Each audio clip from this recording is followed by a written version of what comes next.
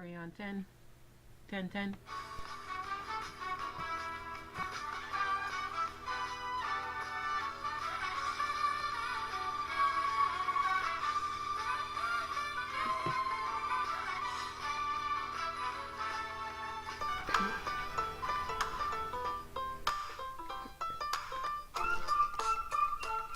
Hello, and thank you for tuning into No Fear OC Network's new series titled Hashtag Ban Hate, where we collectively come together to talk about a list of discussion topics happening in our Orange County, California community.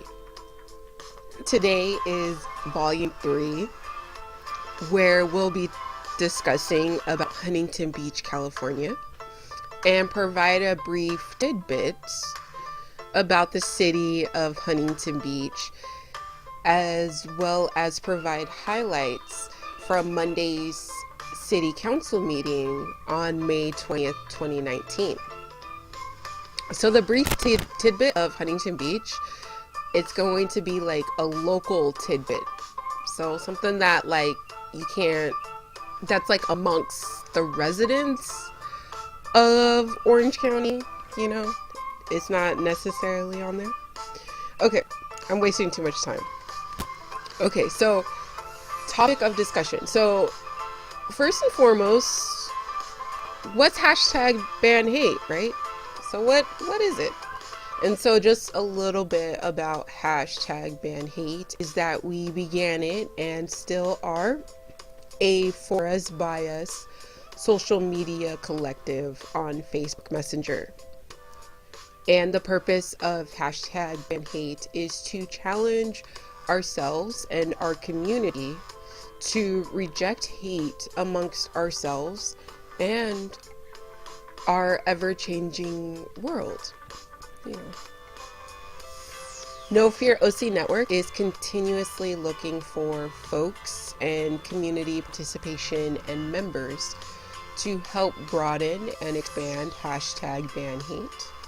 Therefore, it's under a new development project titled Third Eye Project, meaning the letter I, but we totally support if you thought of the other I. Third Eye Project's purpose is to collectively apply self-reflective practices where we learn to properly, this is where the I's come in, to ingest, to invest, and to intersect about our evolving selves and world physically and mentally. And so just kind of briefly, like, how does this Third Eye production project, you know, how does this Third Eye project align with No Fear OC Network's mission? And remember, our mission is, you know, saying no fear in health, no fear in education, and no fear in public service. And so that's where, you know, with the Third Eye project and with the letter I, where we say no fear in health, that's where the ingest comes in, you know, physically and mentally, you know, where we learn to properly ingest and invest physically and mentally. And then when we say no fear in education, that's where the invest physically and mentally, as well as financially, you know, because yeah, we gotta, you know, invest in ourselves, financially, physically, and mentally, but also intersect, you know, now that we've ingested, now that we've invested in ourselves physically and mentally, now we apply this, you know, to our community. Now we have to go out and tell others, right? So intersects, that's where we say no fear in public service. And so that's what we're doing. We're saying no fear in public service. This is where we're intersecting. And yeah, that's just how Third Eye Project aligns itself with No Fear OC Network's mission and how it's all connected, you know. And so the outcome of hashtag ban hate is to become self-reflective of who we're becoming as well as the community we're living in. And so the plan is to begin critiquing and analyzing our county and city meetings and how it's being shaped through our elected government officials. So tune in daily while we begin to discuss and inform about county and city meetings, events, and Orange County, California news.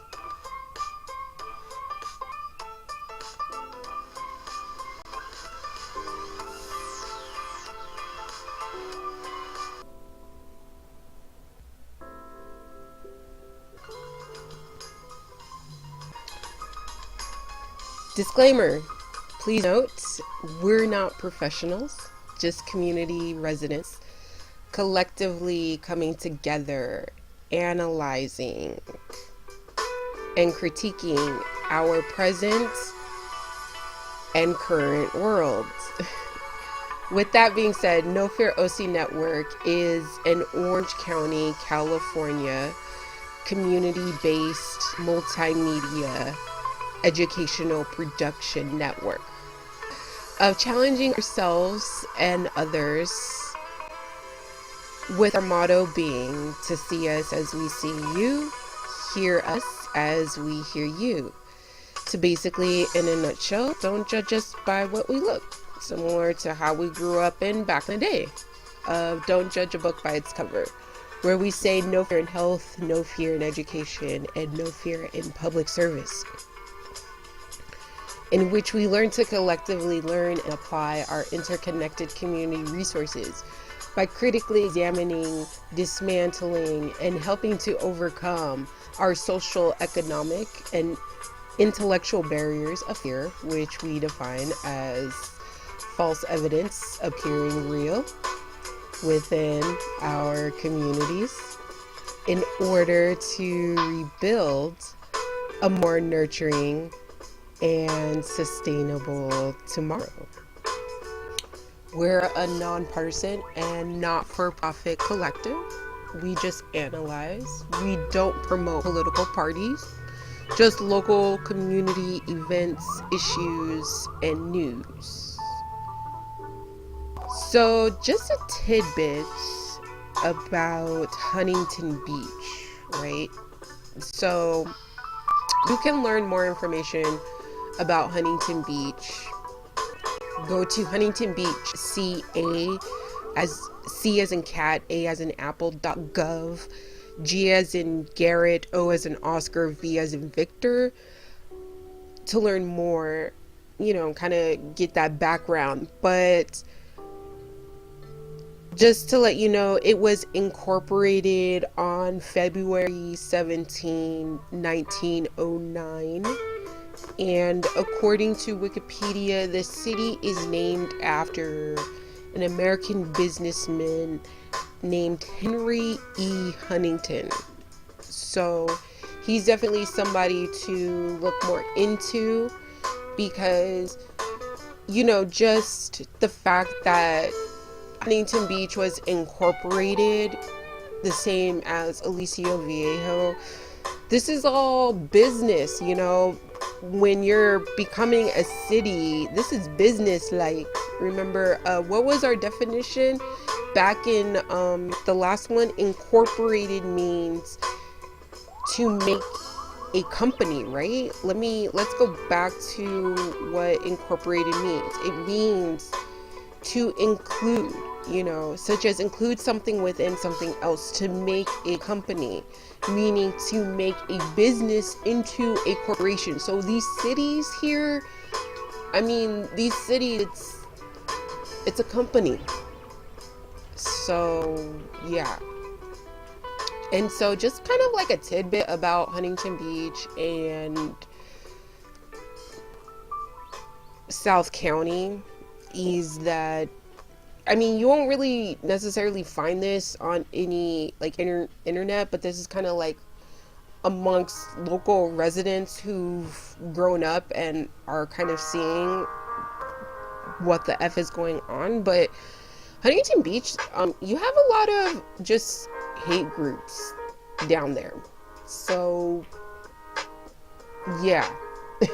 There's a lot of hate groups. Like, if you just want to just even know about South County or even Orange County,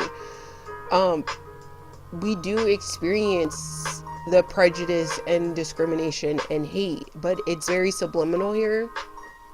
But I mean, that's where the paranoia comes in and things like that. But that's kind of just something that I just really wanted to kind of put on, like, Huntington Beach. I could have said all this other stuff, like, yeah, they're the surf city, you know, and,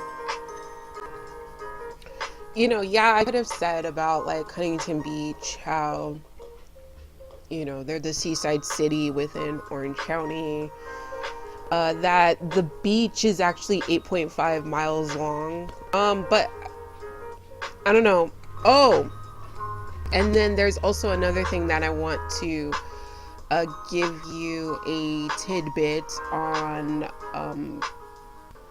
So what I want to say also about, and this is the reason why I was saying about Huntington Beach, and that, or just even in general, Orange County, it's very subliminal here, where we do experience the prejudice, discrimination, the hate, and that, you know, a lot of the hate groups in Orange County congregate in South County, mainly Huntington Beach.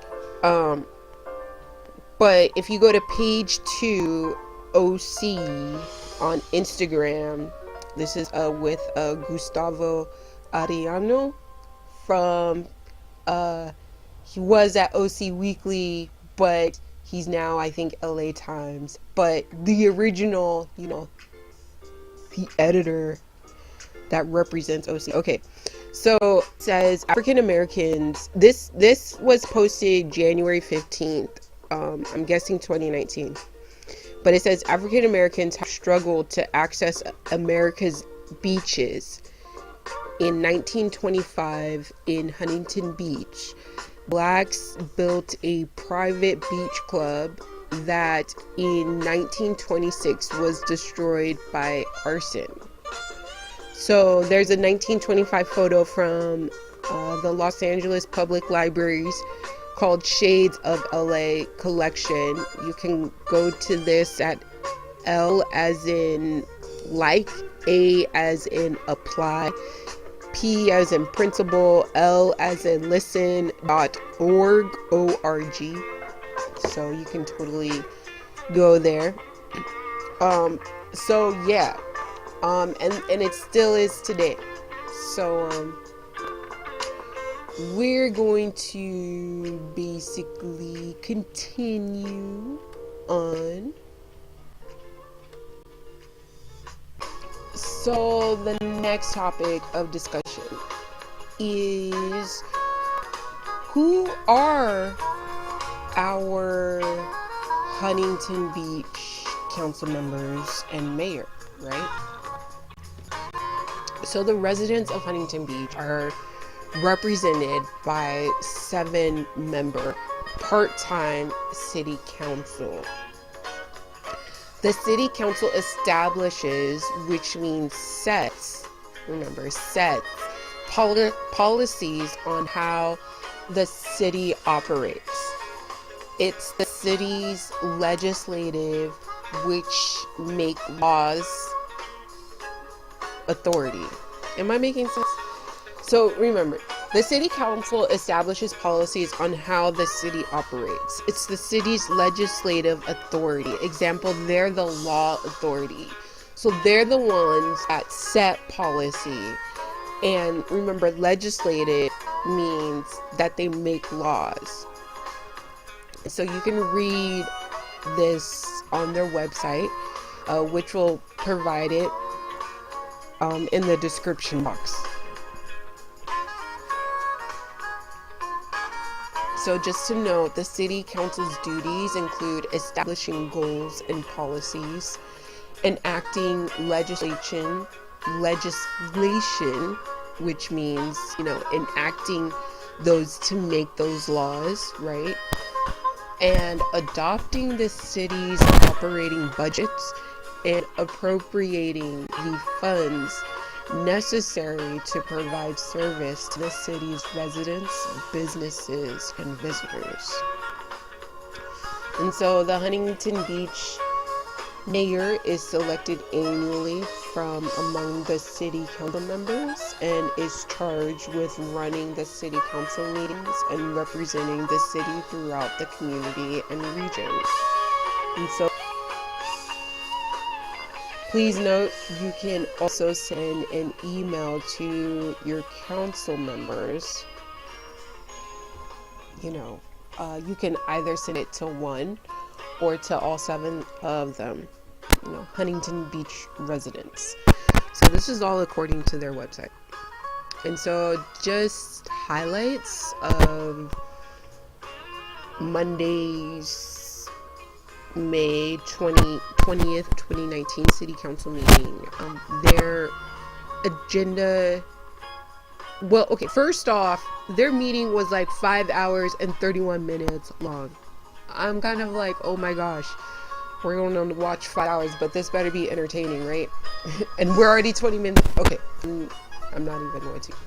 So just looking over the agenda, we see the council members are going to talk about the budget, and this is the budget, and this is by the Budget and Finance Commission, which should be interesting. And then also during closed session, there's an award and presentation that the mayor is giving $10,000 to the city sister of city association, I guess, for a cherry blossom festival.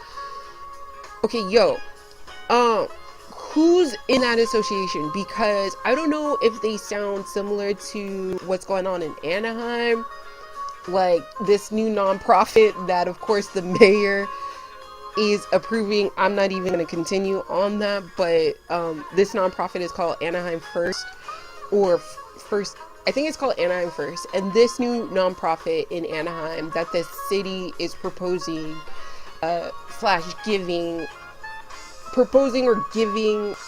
$250K to them, allegedly. This is all alleged. We don't want to, even though we're educational, we also don't want to get fined or sued by the higher ups. We're just talking real stuff that's going on, just really saying what's going on in our community, like why is history repeating itself, or just what's going on in our community. Like all of a sudden, here's a new apartment, right, that's happening, and yet there's a new apartment building that's happening in our community, and yet I'm still living in my parents' house, right? And it's just kind of like, can I move into that apartment building that just got reopened? Is it for low income, or is it for, are you still pushing residents out? Because I'm still wondering, like, I was trying to remember, I'm going off tangent. Okay, so we can talk about that when it's Anaheim's time, but the fact it's already like 20 minutes in. Okay, so just also during closed session, there's an award and presentation that the mayor is giving $10,000K to this association called City Sister of City. And we're just kind of wondering, who are they and what's going on? So just if anybody that is just Huntington Beach residents, or even Orange County resident, or just people, like, let us know in the comment box. We'd love to know, like, who are they, There's also an investment strategy from the city attorney's report on the status of council member Mike Posey's initiative to explore options to challenge CalPERS. And I think CalPERS is they deal with our like roads and stuff. And so So this is interesting in how Huntington Beach is going to invest on Councilmember Posey's initiative. And so this is just something to look into on who is Councilmember Posey. And I don't know if I'm saying his name right. I think once we once we watch it, and just his background. Sorry. And then just after that, we'll just go to community announcements. So we'll basically just go into watching. We'll just go into watching the council meeting. All right, let's go.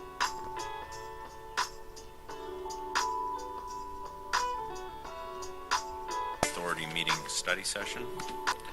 Please call roll. Councilmember Brendan? Here. Councilmember Carr? Here. Mayor Pro Tem SEMETA? Here. Mayor Peterson? Here. Councilmember Posey? Here. Councilmember Del Glaze? Councilmember Hardy? All present. Staff on this portion of it. Mr. Posey. Mr. Garcia, going back to these slides on the Finance Commission, I find some of the information presented disturbing to me. I hope it's disturbing to my colleagues that it looks like the Finance Commission is taking some initiatives not directed by the City Council, like recommending RFPs, and taking what looks like policy positions outside of their scope. Am I reading that correctly? Well, of course, that's the city My council's. opinion, yeah. Go back 2 slides. Actually, go forward one more. Go back to that last one. The chair clarified that the commission wanted the ability to vote to recommend contracting out human resources at the conclusion of the presentation. Did this city council ever give them direction to do that?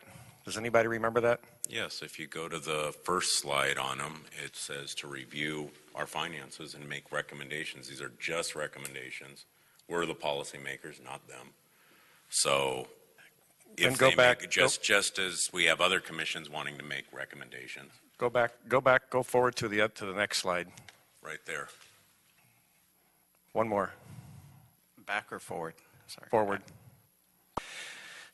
This one here, too, March 27th, voted to recommend to the City Council direct staff to issue an RFP to research. This was a non-agendized item. So we've got the Finance Commission going off of the agenda, making recommendations as well. Which it looks like it's staff's fault, and it's a little disconcerting that staff is actually showing something that they haven't voted on, because there was a problem. It's in the minutes. It's in the minutes. They voted on it. But it was also taken back because staff didn't put it in there as a recommended item, so now it's re-agendized. I think they but removed, we're going I think they over removed it for something another that reason. we shouldn't have gone over. I think they removed it for another reason. No, it wasn't agendized. That's Right. why it was removed. And then staff right now is bringing it up when we should have re-agendized it like they did and got a presentation some other time. So I don't know why it's being brought up right now as, you know, there was a mistake. Big mistake.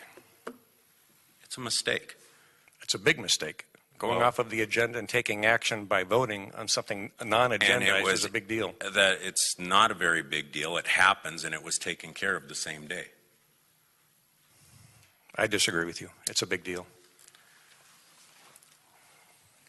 Do you have any other questions? No, those are just rhetorical statements. Yes, Ms. SEMETA. So I would also agree with the mayor that these types of discussions are within their scope. If you go back to the original slide on this about what the roles and duties of the Finance Commission is, these are exactly the kinds of things that I, as a city council member, want to hear from a Finance Commission is, what are some of the things we should be looking at? We're in a really serious situation with our budget and needing to find other sources of income, other ways of saving money. And so, again, it's the City Council that's going to make the ultimate decision. It's not the Finance Commission. They're just making recommendations. But I, for one, want to hear what those recommendations are. That is their role. They're engaging staff and staff time, and it takes us to have an agenda item to get 4 hours of staff time. I don't see. Do you want to go through all the other commissions that are doing the exact same thing? Yeah. Air Noise Commission. They do the same thing. Right now, we're talking about the Finance Commission. You just said yes. Did you not just say yes? It's not you on said, I want to hear. It's not on today's agenda. We're talking about the Finance Commission. That's on today's agenda. You just said yes. I asked you a question. At another you said time. Yes. Okay. So let's not make the same mistake the Finance Commission did and veer off of the agenda. You also had the Finance Commission want to issue an RFP. That's outside of their scope. They want to recommend to council to do an RFP. Did they vote on it to take action on outsourcing the IT department? They voted to recommend that the council pursue that. Thank you. Yes, Ms. Hardy. Actually, my comments were very similar to Councilmember Posey's, but on a second reading, I'm a little calmer. But yeah, my first reading was, wait, they can't recommend staff do an RFP, but then I reread it and it was recommend to the council that. So I understand your concern because I mean, it even says right here, 4-hour rule, which you just brought up. I was like, how can they ask staff to do something that we wouldn't be able to ask on an individually? So the wording got better the next month. It was agendized. It was fixed. Without seeing the actual agenda, I'm not sure how far off they went, but it was noticed and corrected, so I'll give them that.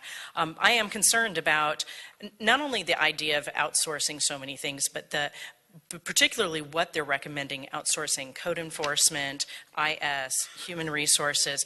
These are things within our city that I think it's important.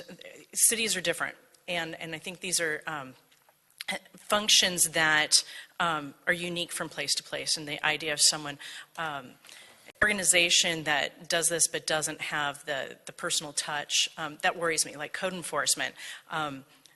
There was a new employee, or maybe even an intern type, who issued a code enforcement violation against a business a few years ago.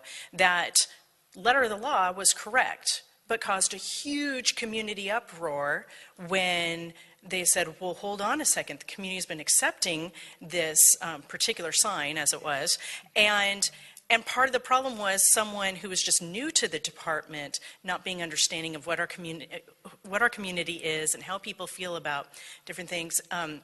And so the idea that a company would come in, they'd have no knowledge of that. And I think that's important. And I feel the same way, even more so about human resources. Part of their function is to understand our staff, and to have another company come in and be making very cold, by the book decisions. I don't want to go off, like I don't want to be breaking the rules, but I want some compassion with following the rules. And I feel like that's part of human resources job that can't be outsourced. And then it's interesting looking at the Finance Commission. 1 month they're talking about insourcing, which I think is a great idea. That's what we did with our helicopters in the Great Recession. They're talking about that. And then the next month they talk about outsourcing. So which one is better? We are a relatively large city, and because of that, we have a lot of functions within the city that that we need to provide for ourselves, but also maybe have some room to share with smaller cities neighboring. We share some of our emergency operations with Fountain Valley. We share our helicopters with other cities. I see this as an opportunity to maybe grow and refine our departments by what they call insourcing to other cities, rather than getting rid of our departments and getting rid of the personal touch within the city by outsourcing to companies that we're just one of their clients. Ms. Carr. Thank you. So I just wanted to sort of piggyback on the Finance Commission. I was really troubled by the proposal to outsource IS. And my commissioner, who I recently appointed, she's actually an expert in IS. She went through the entire presentation and was flabbergasted that that was the recommendation. I don't believe that the Finance Commission, the people who are on it, our experts to make that recommendation. They were given a very good presentation. I believe that it was predetermined before the presentation was even started, and I find it to be more partisan than actually giving us the advice that we need. So I would like to see the Finance Commission be more staff-directed or council-directed, rather than it being what I consider right now is politically motivated, and it's not giving us the information that we need. So I would like to see some changes in the scope, and maybe the Finance Commission more defined as to how they go moving forward, so that can actually give us information that we could use, whether it's fee structured, and we tell them to look at the fees, but to randomly pick this department and do these presentations. And again, my Finance Commissioner, she's an expert in this, and she could not see the reason why we would be outsourcing it, yet it passed. I have deep concerns about the Finance Commission, how they're operating. Well, I've been in IT for 30 years. So, you know, outsource. We have a 1990s model. I'm not going to get into all that, but they're not asking they're asking for, you know, to go out and see if it's beneficial, and we make the policy change. That's the whole reason we put this together. That's why every one of us put someone on that commission. So if you want to direct them or put information there, how they get back to us is through a report to council. When I was on finance board, we gave a report to council. We gave it on Rainbow. We gave it on the pension. We gave it on many things, and we presented it. Whether council did anything with it or not, that's up to us. We're the policymakers. So, I mean, to say, all right, well, sit in the room and just wait for us to give something, that doesn't make much sense. I mean, this is public oversight. These are the taxpayers. This is where they can go and say, hey, we want to look at, we have the budget, we want to look at this part of it and see what we can come up with, and they might throw out an idea and we don't have to go with it. We don't need, but I mean, it's an idea. It's an idea not coming from a staff. It's an idea not coming from us. It's an idea coming from the public. I don't think it's political, because there's been very non-political people on it. They're just looking at different ways to do it. They're looking at from maybe a structure that's more in the public sector or private sector, and private sector stuff doesn't always gel with public, city halls. So, but they're coming from a different aspect. So I think having that here, it doesn't ruin anything. It's just information. It's information that every board and advisory board that we have gives us. So they're not setting policy, they're not making policy. They're saying, hey, guys, look at this. I don't see a problem with it. Yes, Mr. Posey. I'm glad that you reinforced that they're not policymakers. You must have said it 2 or 3 times. Does it disturb you that the incoming chair said last year, and I quote, the Finance Commission should be a policy-making commission? He also said that the Planning Commission is a decision-making body, and said that the Finance Commission should be as well. They're not. That's right, they're not. We're the policy. That's what they believe. No, that's I don't what he said. Well, it's in the minutes. You know, you've said a lot of things too. So at that. All right, Ms. SEMETA. So what I would like to do at this point, first of all, let me say, just because I want the Finance Commission to be aggressive in looking at solutions doesn't mean I'm going to take any of their recommendations. That now comes before the council, whatever they might be recommending. For the RFP process, for instance, I've heard from my colleagues tonight a concern about outsourcing the IS or IT department. Maybe that's a good idea. Maybe it's not a good idea at all. I don't know until I get a more of a chance to look at it in depth. So what I would like to do at this point is, Ms. Farrell, if you can, kind of the discussion that you and I had earlier about what happens before an RFP even gets to that point in terms of the process that a city would go through if they were considering outsourcing a department or part of a department. Thank you, Councilmember SEMETA. I think I'll discuss let's call it the best practices that would be utilized in determining if and when a department or any portion of its functions would be outsourced. But I also did want to mention that I think it would be really helpful tonight, and your comments so far have been very helpful. It would be very helpful tonight if we got some feedback about what you believe to be the direction that you've given to the Finance Commission as we move forward. The meetings are monthly. There's a lot of interaction with staff, and I think it would be helpful to get a sense of that as well. And so as we have this conversation, I think a couple of things really come to mind in terms of how we move forward, and then the conversation about RFPs as well. One of the things I think was concerning about the process that was discussed at the Finance Commission was that there was a recommendation about outsourcing a department and outsourcing departments in general or specific areas without really having done an analysis. And so there was this, I think Councilmember Carr referred to it as a predetermining. And so I think that is something that we really need to talk about, because when you're going down the path of exploring if there are opportunities for outsourcing, typically what happens, and having worked in large cities, this conversation comes up often. So I've experienced this, City of New York, City of Long Beach, where these conversations come up. Also at the Port of Long Beach, we're undergoing an analysis about certain functions and whether they should be outsourced or not. Typically, that effort, because it's a lengthy effort, it is extensive. Issuing an RFP is not a simple thing, and making sure that that RFP contains everything that it should have is not a simple thing. And then reviewing the RFP proposals when they come in is not simple. So typically that does come from the governing board of the organization. So ideally, that direction would come from the City Council. And so it would start there so that there's clarity for all involved, including staff, who would also be helping to put the data together, that this is the direction we want to go forward in terms of just exploration.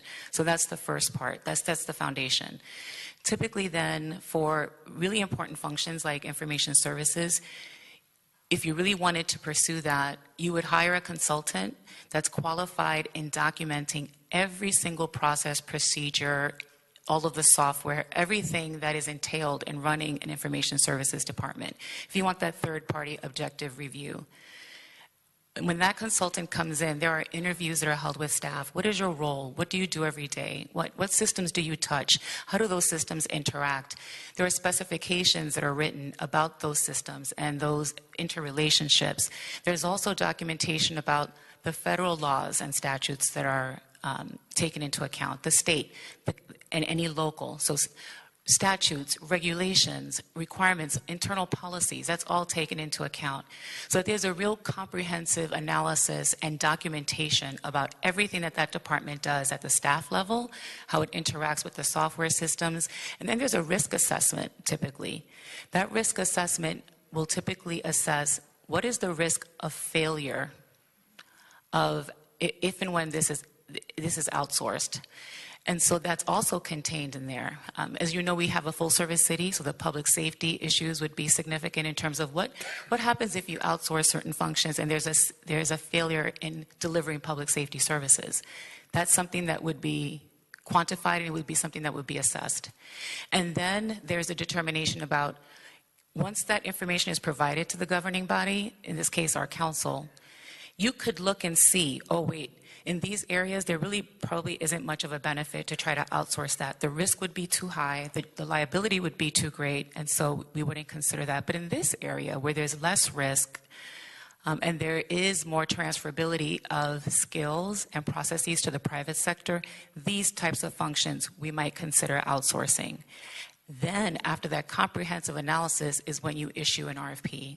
And then you issue that RFP with all of that information contained therein. The reason that's important is if you don't document in a request for proposals exactly what you're looking for, later, if there's failure of that vendor to provide those services, the first thing that they will say when we come forward and say, we're going to assess these fines and penalties for lack of performance, they're going to take the RFP and say, you never told us this was part of the scope of what we should be doing as the vendor. So RFPs have to be written in such a way that they are precise and they're very specific about the roles and responsibilities of the contractor versus the city, separating that out. And typically there's also an analysis of how many staff do you need to monitor these vendors who are now going to do these services. And so that's also factored in so that you know if you decide, when you're looking at what do you outsource and whether you believe it will achieve savings, you won't know until you've issued that RFP. So sometimes going in, the presumption is outsourcing will save money, but you don't know that until you've gotten your RFP responses. And then you also need to take into account how many people do you need to actually monitor those contracts and hold them accountable. I know of a city in the region that outsourced to a private vendor. Within the first 5 months, they'd had $500,000 in fines for non-performance and penalties. And so how the RFP is written is key. It should involve the city attorney's office. It should involve staff, obviously, who do that work every day. It should involve the human resources department to make sure that all the classifications are contained, so that we're doing an apples-to-apples comparison, and we can hold a vendor accountable if there's a failure in a system that's really key to the city. And so I've probably gone on about this too much, but this is no easy exercise. It's really in-depth if you want to do it well. It can be done, but I think what I'm concerned about is the discussion of a recommendation to outsource any department without any valuation, data collected, or analysis. Typically, you also look to see who's done it. And did it help? Did it hurt? When did it work? When didn't it? What were the best practices? So that you understand the do's and don'ts when you go down that path. And so people within our departments are making employment decisions based on these conversations, which is why this conversation is important, and we're bringing it forward because we don't want to lose our talented staff because they believe they're going to be outsourced. And so if that's a decision, if outsourcing is something that you want to consider, we need to hear that from you. But that's not our understanding based on the conversation we had about the budget. It was look at the program-based budgeting, when Gail went through a pretty extensive exercise with the departments on that, and then come bring the budget forward. Since it's an extensive exercise and it's not something that was directed by the council, that's why we're bringing it forward, because this is something that if we're going to do, it needs to be done well, and it will take far more than 4 hours of staff time. But it's your choice. I just don't, I would urge that this conversation happen at the council level, because Right. it is of that severity and magnitude and that importance to the organization. No, and I agree. And that, so anything that the Finance Commission puts forward is simply a recommendation. And so tonight's just a study session. We're not voting on anything. We're not deciding anything. But should we decide to do something like that, we would want to do it very carefully. And that's why I asked you to give some more detail about what the process would be. It wouldn't just be issuing the RFP without a lot of background work. So again, I'm not advocating that we do any of these things, but that we do have an aggressive Finance Commission that will look at options, and then it's up to us to decide what to do with those options. So that's where I'm coming from on it. And I also wanted to say, I forget who made the comment about why are we looking at both insourcing and outsourcing? Well, because that might make sense. We have to look at revenue generating and revenue saving. So I think it makes sense to. Thank you. Mr. Posey? Yeah, I just wanted to compliment Ms. Farrell on expertly articulating the RFP process and the importance of the legwork that goes ahead of it. And to have the Finance Commission recommend an RFP is, to me, shows remarkable immaturity and prematurity in making that recommendation. So Finance Commission, I think, I know, needs to be guided by and directed by the City Council and not the other way around. Well, I'll go back to they're not directing anything. They're making recommendations, right? They review and make recommendations. If you guys want to make them or restrict them, then, if you want less oversight, you want less input from the public, so be it. This whole mess right now was not caused by the Finance Commission. It's caused by staff. They have not voted on this yet. So all this stuff they brought here, even though it was or they voted on it without it being an action item, which staff should have recommended or noticed that and stopped it before it even happened. And then it was scheduled. Again, it's a recommendation, but this whole mess, we shouldn't even be talking about that. It hasn't been voted on yet. So again, they're recommendations.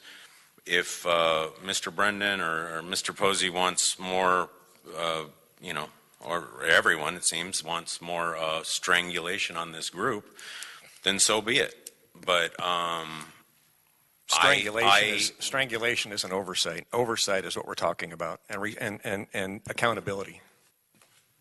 Did I say to talk? I mean, I was in the middle of something. Yeah, strangulation. You're strangling their ability to look at things. We don't want them to use 4 hours of staff time or whatever, but they can make a recommendation to say, hey, we would like this. Whether it happens or not, it's here. They can send us an email. They can come here and present whatever form they do. That's what they can do. But, you know, we'll see what staff comes back with. Yes, sir. Go forward one or two more slides, Mr. Garcia. Recommended that the Finance Commission continue to meet with department heads in future Finance Commission meetings and requested that the City Manager's Department be placed on the May 22nd Finance Commission agenda. That is so far outside of their scope that in order for us to do that, we have to take council action and get 4 of us to agree if that's going to take more than 4 hours. That's a 1 or 2 hour meeting. We did this when I was on the finance board. Each department came in and basically explained what they did, and then you can look at their budget and ask them questions. So there's no preparation time from the city manager's office to be prepared for that meeting that would count? Or does he just show up and wing it? He or she should know their budget, right? The she on this day. I mean, you look at the budget, they know this budget inside and out. They know their department. So, yeah, they can just show up and answer questions about their department. Mayor, when has the commission come and spoken to the council? This one time. This one has not. The previous one did multiple times, and we wrote reports. Okay, well, that's in the past. We're dealing with the people that we're dealing with now. That's, I think, how they should either give a presentation or just email us. We emailed all the body before. Well, I think also a couple of the commissioners are feeling that the meeting has been hijacked and directed a certain way. So maybe that what we need to do is go back to the beginning and kind of go through how it's supposed to be run, what they're supposed to be done. I don't know if your ordinance request would do that. Would that cover it?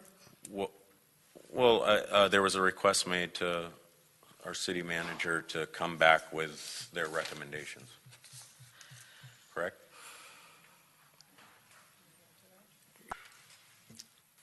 No other questions? I just have one closing comment. If all of you or none of you have read the minutes for 2019 for the Finance Commission, I would strongly urge you to read those agendas and those minutes. So with that, do I have any other questions on this part of it? Yeah, I have a couple more questions. So I'd like to turn to the succession planning portion of the program now. And, you know, one of the things I'm hearing in the context of the conversation about succession planning is this concern that we have a lot of people approaching retirement. I think the number was 987 total employees, of which 230, is that the right number? 230 are eligible for retirement? 280. 280. So one of the questions I have is, what have we done in terms of thinking about incentives to retain those employees, to give them a reason to stick around and not retire? Seems like that should be part of the conversation. And maybe we're doing something. Ms. Warren, if you have any insight you can provide, that'd be helpful. So one of the things that we have consistently offered to our employees over the past 3 to 5 years is talent development and professional development opportunities that would permit them to gain supervisory, managerial skills, leadership skills. We recently graduated 14 folks from the COHB Leadership and Management Academy in the last 30 days. I think that was the 3rd class in about 3 years. So we've had about 40 people go through that process. So that's one of the things that we have been doing consistently. We also partner with Cal State Fullerton. They have a leadership development program that we allow employees to provide an application to say that they want to participate in that program. And then they actually have release time as the best way to describe it, where they're still on the books until the end of their regular shift because the class begins in the late afternoon and at an off-site location. And so we've had multiple graduates from that program as well. And how we view these initiatives is that they provide employees with additional soft skills, additional exposure to what leadership, management, supervisory requirements would be so that they're prepared for the next opportunity that would arise for them within the city of Huntington Beach. Those sound like things that would be very attractive to employees early in their career, but I'm not so sure about retirement. If a person is considering retirement, is there anything we can offer them, anything that has been considered as far as, maybe some additional compensation or something of that nature in order to retain these important? So we do not have any council-approved options or initiatives that function as a retention tool that are compensation-based at this time.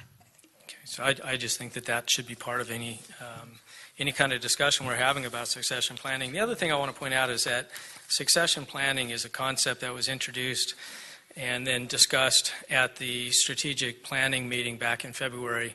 And that meeting is a meeting that's conducted with all 7 members of the council as well as city staff and city management staff. Glaze. I was not there. We did, that's right, we did have one absence, but we had a couple of absences. But the concept is that all council members are a party to that. It's a council meeting. But it's a very interesting meeting where council and staff sort of collaborate to come up with the priorities for what staff will work on for the coming 12 months. And at that meeting, it was I pointed it out at the time, and everyone will remember that of the 5 council members, when the concept of succession planning was put up for a vote as to how important it was, not a single council member weighed in as that being an issue. It wasn't succession planning, it was the other thing they said. It wasn't the succession part. It was to retain talent. And that was part of the succession plan. But it wasn't part. No, it was. Yeah. It was to retain talent. Related. Yep. Anyways, so as a result of that 12-month strategic objectives meeting, we have an objective that says that by October 1st, we will review and evaluate the results of the succession planning survey and provide a summary report with recommendations to the City Council for review and evaluation. And it seems like we're kind of moving forward, and we haven't done the first part of this.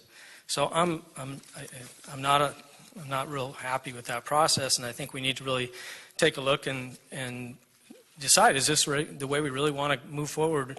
And is succession planning something we think is so important that it needs to be done before we have that report? Ms. Glaze. Ms. Warren, I was not at that meeting, but I do know just from being here the last few years that succession planning is extremely important. And it has felt really loose and not real structured for me. And I'm glad to hear, and I'm disappointed that I'm just hearing it, but the program that you just described, you said you had 40 employees going through leadership. Yes, so over the past 3 to 5 years, we have consistently had an internal leadership academy in addition to the Fullerton Academy, which is off-site. Right. And we've graduated about 40 people. So if I'm an employee here and I'm encouraged to take that class, probably I would be learning maybe how I could do my job better or, consider wanting to go to another position someday. Would you say that's kind of what this So the principles that are outlined in general for a Leadership Academy program include project management, how to manage projects and people, the leadership principles and practices that are necessary in order for one to be considered influential in the organization and therefore ready for a position of leadership within the organization. They also do a culminating group project where they make a recommendation on improvements to efficiencies and effectiveness of a variety of So projects. my point is that you would do that because you like where you work, you hope to advance, and have an investment in where you are. But I think, and if it's up to the council, I think it's vital, if not emergency level, that we have options and tools and motivations to have existing employees who could be at a time, because we have a lot of people retiring, and the reason I think the succession plan didn't feel quite so tight for me was that over here we have someone that's kind of moved up, but we didn't do it the particular way, and then we have someone over here who wants to move up, and then there's not quite a particular way. And so I think the council needs to really seriously consider making some kind of structured system so our employees know what that is, and how would somebody move up? How does somebody, raise their hand and get moved up? Because cities all around us are seeing the hands being raised and offering bigger and better things. So that's my point. Mr. Posey. Oh, I'm so sorry. My question is for Ms. Warren. On one of the slides, it showed that internal applicants have a 5-day head start on external applicants. Do internal and external applicants have the same opportunity? And if so, why would you give an internal applicant a 5-day head start? So the personnel rules always permit the city to run a promotional only recruitment when the city believes that there are at a minimum 2 qualified candidates who could fill the vacancy. And so what we've done in some cases, particularly I believe this started right around when the Great Recession began, we said, okay, we may not have 2 qualified to apply, but to make sure that they have the opportunity, we will run the posting, and this attaches to MEA. This was an agreement that we made with them. And so they have the first 5 days of a vacancy to apply. We have an internal recruitment. If there are not 2 who are qualified, the 1 individual will still be considered in a different track than the open candidate. So it's an opportunity for internal folks to get a leg up because, again, they tend to know the operation better than an external person. They know the players within the organization and the functions of the department that they're applying for. Thank you. You answered my question. My concern was more than 1 applicant, so you answered that in your first sentence. Thank you. We have a third of our staff that's ready to retire, right? Part of a succession plan. We have so many jobs right now. These ones that we've heard about for the last few months, they seem to be cherry picked. They're for whether the department wanted them. They're the upper management part of it. But a true succession plan comes from the ground up. So if we have a third of our employees ready to retire, what kind of processes do we have to retain that institutional knowledge? Because yeah, it's fine we're getting the very high up management, but a building inspector is different from a building inspector in another city. I mean, California code's right, but we have a lot of city stuff that they have to know. So how do we pass that information? Do we have those processes in place? Because if you say a third of the city is going to leave and we're losing all this knowledge, why? Why isn't there a process there to where these people are training the people below them? And maybe that's part of a incentive program, a couple hours or something that you can, take apprenticeship type, take someone under your wing. I mean, the police do it when they have a trainee for a year. We can't afford anything like that. But there are different things where the managers or the employees that may not be managers, they're just, a little above the step below, can pass on this information. So do we have anything like that?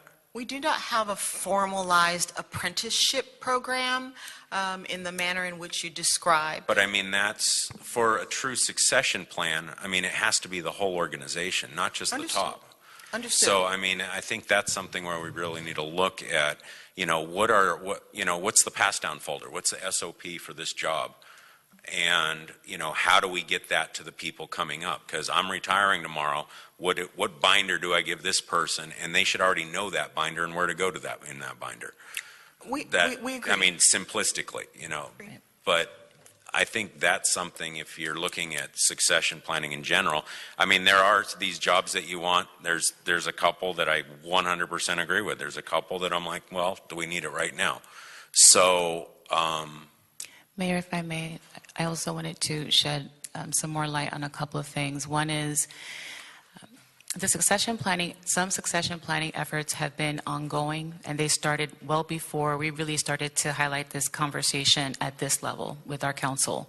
And so Michelle, as I mentioned before, has already undergone certain efforts where there is much more ease and flexibility in terms of that flexible staffing model where folks can move from one classification, very similar to what you're describing, where you're getting mentored and you're moving up within your class without having to constantly recruit and test and go through that entire laborious process and then compete against people from the outside.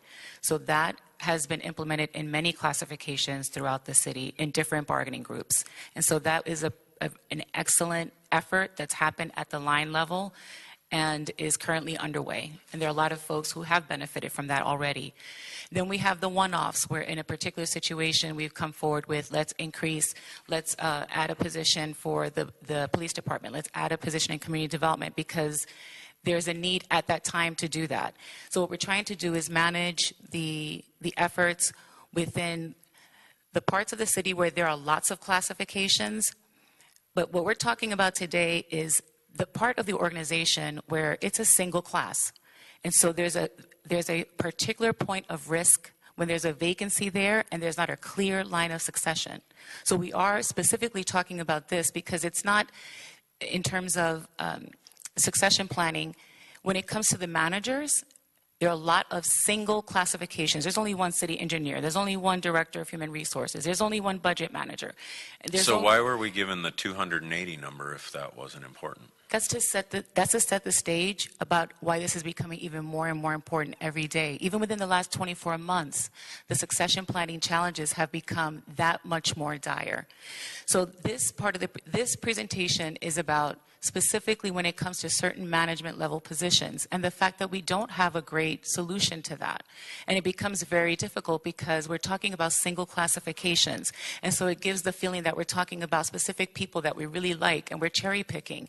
Where a lot of these efforts have already happened within the organization in other classifications, but because there are many, many, many, many people who could benefit because we have many accountants, we have many wastewater workers, we have many maintenance workers. It doesn't elevate to this level. You're the only ones who can make changes in the non-associated resolution. And so by the very nature of these positions, they're unique. There's typically only one, maybe two of them, but not many. We have to have this conversation in this manner. And so I just wanted to say this isn't a matter of cherry picking. It's looking at what is a succession planning effort going to be within these types of positions? And we've been bringing them to you as sort of, I'm going to say, a crisis arises. And there's a department that we really need to do something to stabilize that department. And we can continue to do that. That's just a tough way to operate. And so when we spoke to department heads, there were 5 departments that raised their hands and said, I really want to go forward now. There will be other departments, right? In the fire department, we don't have a clear line of succession there. Who's the assistant chief there? Even today, that's difficult to ascertain. And look at the challenge that we're having in even talking about the assistant chief position in the police department, right? And so we can do nothing, or we can wait for the exhaustive study that will be available in 6 months. That's an option. But I do believe that this is an area where we have a good amount of risk because we have single classification point of failure in some departments where if these positions go vacant and we have to recruit for 6 months, and it can be 6 months start to finish. You have to do a hiring freeze exemption form. You have to look at the position classification. You have to go out there and then you recruit, and then you have to test. You have to put your panels together. You have to put the panels together for when other cities can get their staff here. And so Michelle's portion may take us that 42 days, but end to end, any department can tell you it's not a 2 or 3 month process. And so you don't have to take action on these items that are on the agenda today, but I do stress that with every moment, you're going to have different issues in different departments with losses of key personnel that are going to move on to other organizations. And so do we want to be the organization that gets pilfered because we're not being agile, not to be dramatic, or do we want to try to address issues in specific areas as they come up? And so I guess that's a question to ponder. And the timing will not be ideal because the larger study is still underway. Well, thank you. So I'm not going to talk too much because it's already an hour in. So just first, the mayor definitely needs to stop clicking his pen. It was just annoying the whole time. Councilmember Posey, yo, that dude is boss. So please let us know what is up with Mayor Erickson and Councilmember Posey. So any HBC folks, residents, community members, tell us what's up about the mayor and Posey, because and this ain't rhetorical and stuff. And just that we found this segment to be highlighted because the mayor and council members clearly explains their specific roles as city council members and commission members. And so that's why, we had this whole segment right here to really highlight, the council members, the mayors, their duties and their roles, as well as their appointed commission members, because all of them that you see on those seats, on their podiums behind, the, what do they call it? They're called the diocese type of thing. Basically just on their quote unquote throne, they all get paid. And so they're really giving a critical eye, especially on this finance commission, because y'all know about HBC getting sued by the governor, right? Y'all know about that. So just the state of California sued Huntington Beach for not providing affordable housing to Orange County residents. So it's y'all ain't helping with the homeless and stuff like that. And then right now it's just budget season and all of that jazz. Let's see. Yeah, so it's just budget season. So that's where you'll hear a lot, usually during the summertime. So that'll be the main focus at the City Council and Board of Supervisors meeting, which is tomorrow for the Board of Supervisor meeting. I think they're going to be focusing on the budget. And RFP, it just means request for proposal, and this means for funding. So if you are wanting to get paid and you want the city to pay you, this is how you do it. You do a request for a proposal to say how much funding you want to get paid. And so that's how it was with the sister association, city sister type of thing, where the mayor gave them $10K. Yeah, so they did. That's kind of the avenues that they did it in. And so I just really appreciate the council members questioning how funding proposals are being addressed, and just grateful of giving their commission a critical eye, because people on their commission gets paid, like we said. And also just another thing, just about the amount of folks retiring, just about 230 people hired by Huntington Beach City can retire now, which is troubling on a finance end. So that's something to really look at, because when people are retiring, they're expecting to get paid for their retirement, and so that's just very the city of Huntington Beach may not get funded. Remember, this is all business, you know, this is corporations, this is them trying to get paid. You know, if you're wanting, you know, some sort of funding, you know, as a city, you know, this is one way. And so if the city can't provide funding, then it, I think, will cause a bankruptcy and stuff. And so that's about it. Let's go ahead and continue, because I've talked too much and this segment is way too long. So yeah. Peace.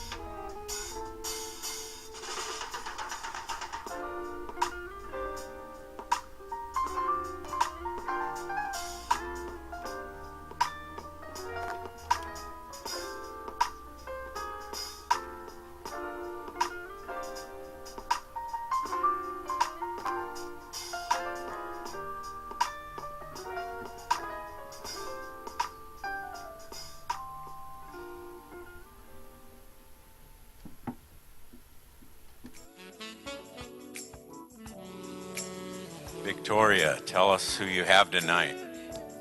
Well, oh, by the way, did everybody know that today's National Dog Rescue Day? Rescue Dog Day. So even more appropriate that we're here today. So I help out with Wagon Trails Rescue Foundation, and we help present this dog rescue, Adopt a Dog. I've got Connie with me here today, and she's with Ozzy and Friends Dog Rescue. And she has Sweetie. Sweetie is about 2 to 3 years old, dachshund. Lives up to her name, incredibly sweet, playful. I was just told she's found out she loves avocados, so she's getting a little, you know,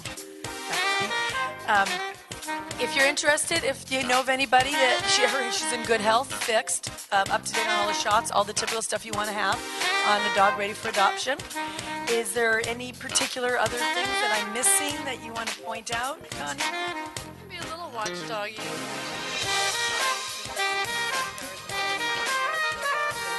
But normally she's very quiet. She's a very good dog. She likes other dogs, loves people. Again, she likes avocados.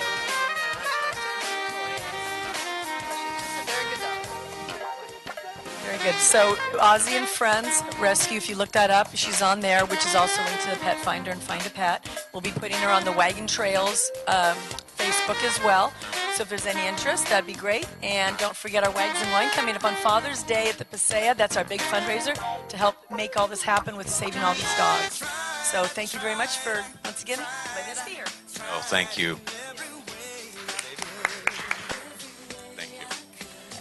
Next up, our Sister City representatives and Kevin Elliott from Code 4. How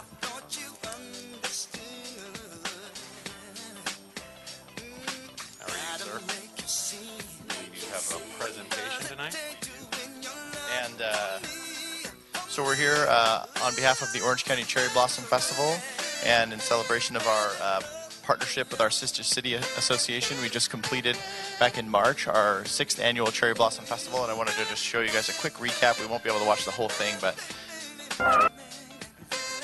it's a short video. The rest is available on the website. But what you saw there was the 6th annual Orange County Cherry Blossom Festival. It was 3 days of fun, family, community, and Japanese culture right here in Huntington Central Park, supporting our Sister City Association. We had 25 food vendors, 32 craft vendors, over 30 performers throughout 3 days, Friday, Saturday, Sunday, over $100,000 in earned media for the event in our city, an estimate of between 60 and 70,000 visitors into our park over a 3-day period. No incidents, no damage to the park, which is a big feat. All in all, a great community event should be seen as a proof of concept for our public spaces and how they can be utilized. I'd like to thank everybody in the city, the council, our chief, our police. Marie Knight, where are you? Welcome back, Marie. Chris Cole, Fred was very instrumental. Don McAllister, Maureen, he can't be here, unfortunately. Maureen, Frank, thank you very much. Our volunteers and the Code 4 team all made it happen. And with that, I'd like to present the Sister City Association with a check on behalf of the Orange County Cherry Blossom Festival and Code 4.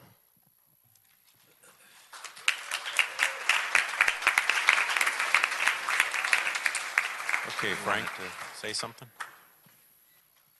Thank you again. City Council Mayor, City Council members, audience. On behalf of Sister City Association of Huntington Beach, I'd like to express my sincere appreciation to Kevin Elliott and Code 4. They did such a fabulous Cherry Blossom Festival, and we're really proud of that. And it became like a new tradition here in town. And with this contribution, this year again, we'll be able to send 4 local high school students to our sister city, Anjo. And here we have 4 students this year.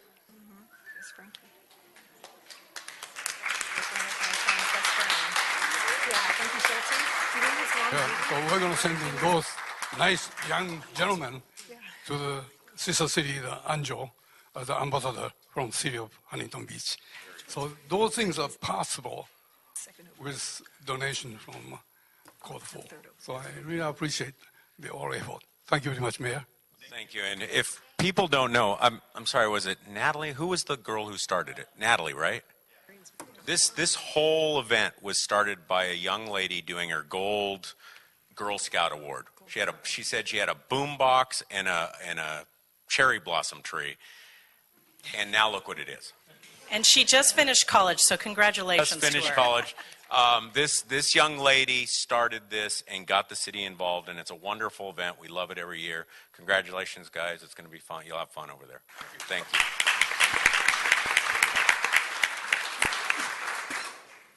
Okay, supplemental communications. City Clerk, do we have any? Yes, we do. I activated it. For consent item number 29, communication received from the Building Industry Association of Southern California, Orange County chapter regarding expanding use of government fees. Our public hearing communications I'll announce at the time of the public hearing. And then for administrative item number 38, a PowerPoint communication received by Michael Gates, our city attorney, entitled City Attorney Proposal, and also an email communication submitted by LYN Unger, and also for item number 39, an email communication submitted by LYN Unger. Thank you.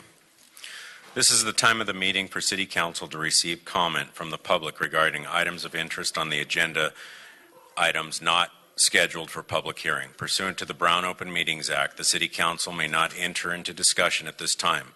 Members of the public who wish to speak to members of the Council on any item not agendized may consider setting up an individual appointment by contacting the Council's administrative assistant at 714-536-5553.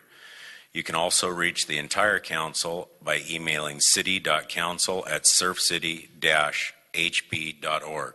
To participate in public comments, pink request to speak forms are available at the Chamber's entrance and are collected by the Sergeant-at-Arms. Each speaker is allowed 3 minutes, and time may not be donated to another speaker. If you have anything you'd like to give to Council, please give it to the Sergeant-at-Arms and he'll distribute it. Hi, I'm Ralph Bauer, long-term resident of Huntington Beach, and I have a couple of items to talk about. First of all, I wanted to thank you very much for the vote on the senior of the homeless shelter. That was a good move on your part. There's 3 other items I want to talk about very briefly, and I'd request to have a meeting with somebody who can make a decision on all 3 items. And I went through channels and I was unsuccessful, so I'm bringing it to your attention. First of all, there was an issue with the library, and the charging of people in the library we thought was inappropriate. One case, a long-term group had been meeting for 20 years, originally sponsored by the city. We're all of a sudden one day told they now owe $300 a meeting, and it's 20 ladies. Obviously, they're not going to come back, and we don't think that's fair. Another person, in the case of the library, was quoted a price to use the auditorium, and they set it all up, and by the time they got there, the price was changed. Technically, you've got a verbal contract, and you shouldn't have charged the person that much. I talked to the librarian a bit, and there was an indication there's nothing they could do about it, so I'm appealing to you to look into this, and I'd like to meet with whomever you designate to do that. Second thing is an issue about coyotes. I'm sort of an unpaid ombudsman with people, because I used to get involved, and people tell me lots of stuff that goes on in the city. The coyote thing, quite frankly, seems to be out of hand, and maybe there needs to be better communication with the citizens. There's a 22-page document, which probably most of you read, and I read it too, and it pretty well tells what you have to do, and there's not much resolution on behalf of the citizens. The citizens don't understand that very well, so I think there needs to be some extra work done there. And then finally, touchy subject, you have an employee that was extremely rude to a small business owner, and if the allegations are true, that person is owed an apology. So if anybody on the council or on the staff wants to talk to me about it, we'll set it up and we'll talk about the details, maybe get it resolved and keep people a little happier, especially the library, which is really belongs to the people. So I don't think that we should be making it difficult for people to use the library. So I'll look forward to hearing from you, or if you give me a telephone number, I'll try to make my own appointments. If you fill out a blue card, we'll get you the... You think we'll get back to you, I will get a Mr. phone Bauer. call back? Yes, you will. You will. Okay. Up to now, I haven't had that, so... Well, you haven't filled out a blue card, have you? Thanks. If anybody wants to call me, my phone number is there. Okay. Thank you. Thanks a lot. Next speaker, please. Next me. Good evening, council members. My name is Barbara Devlin, and tonight we are the members of the Huntington Beach Library Book Discussion Group, respectively petition the Huntington Beach City Council and the Huntington Beach Library to reinstate our meeting place at the Central Library. My name is Barbara Devlin, and I have been living in Huntington Beach for over 50 years, and I am an avid book reader. I am a member of the Friends of the Library, and early in 2001, I called the library to see if they had a book club meeting there, and was told that they did have a book club that met on Tuesday at 7 p.m. I went to the library on the next Tuesday and found the notice posted behind the checkout desk, and a librarian escorted me to a room on the main floor of the side of the building. There were several members in the room, two of whom are still members, Alita and Gloria. Alita is here today. Diane Chotet, a teacher, warmly welcomed me to the group. She told me that members once a year chose books by voting on them, and that any member could suggest a book. We had met monthly for almost 30 years on the first Tuesday of the month until January of 2019, when our meeting was New Year's Day. And obviously the library was closed that day. We called the library to see if we could have a room on another day in January for our book club, and were informed we could for $350 monthly. We were told that Huntington Beach was having money problems and that they did not have the money for another librarian to attend our book club. We never had a librarian with us. We have met in the same room for over 30 years with only 3 exceptions that I remember. Twice we had a local author who came to the book club, and since we expected more guests for the discussion, the library gave us a larger room downstairs to accommodate a bigger crowd. I also remember the library telling us in advance once that they needed to use the room we usually met in for a special library function, and told us we could use the larger room in the basement that day.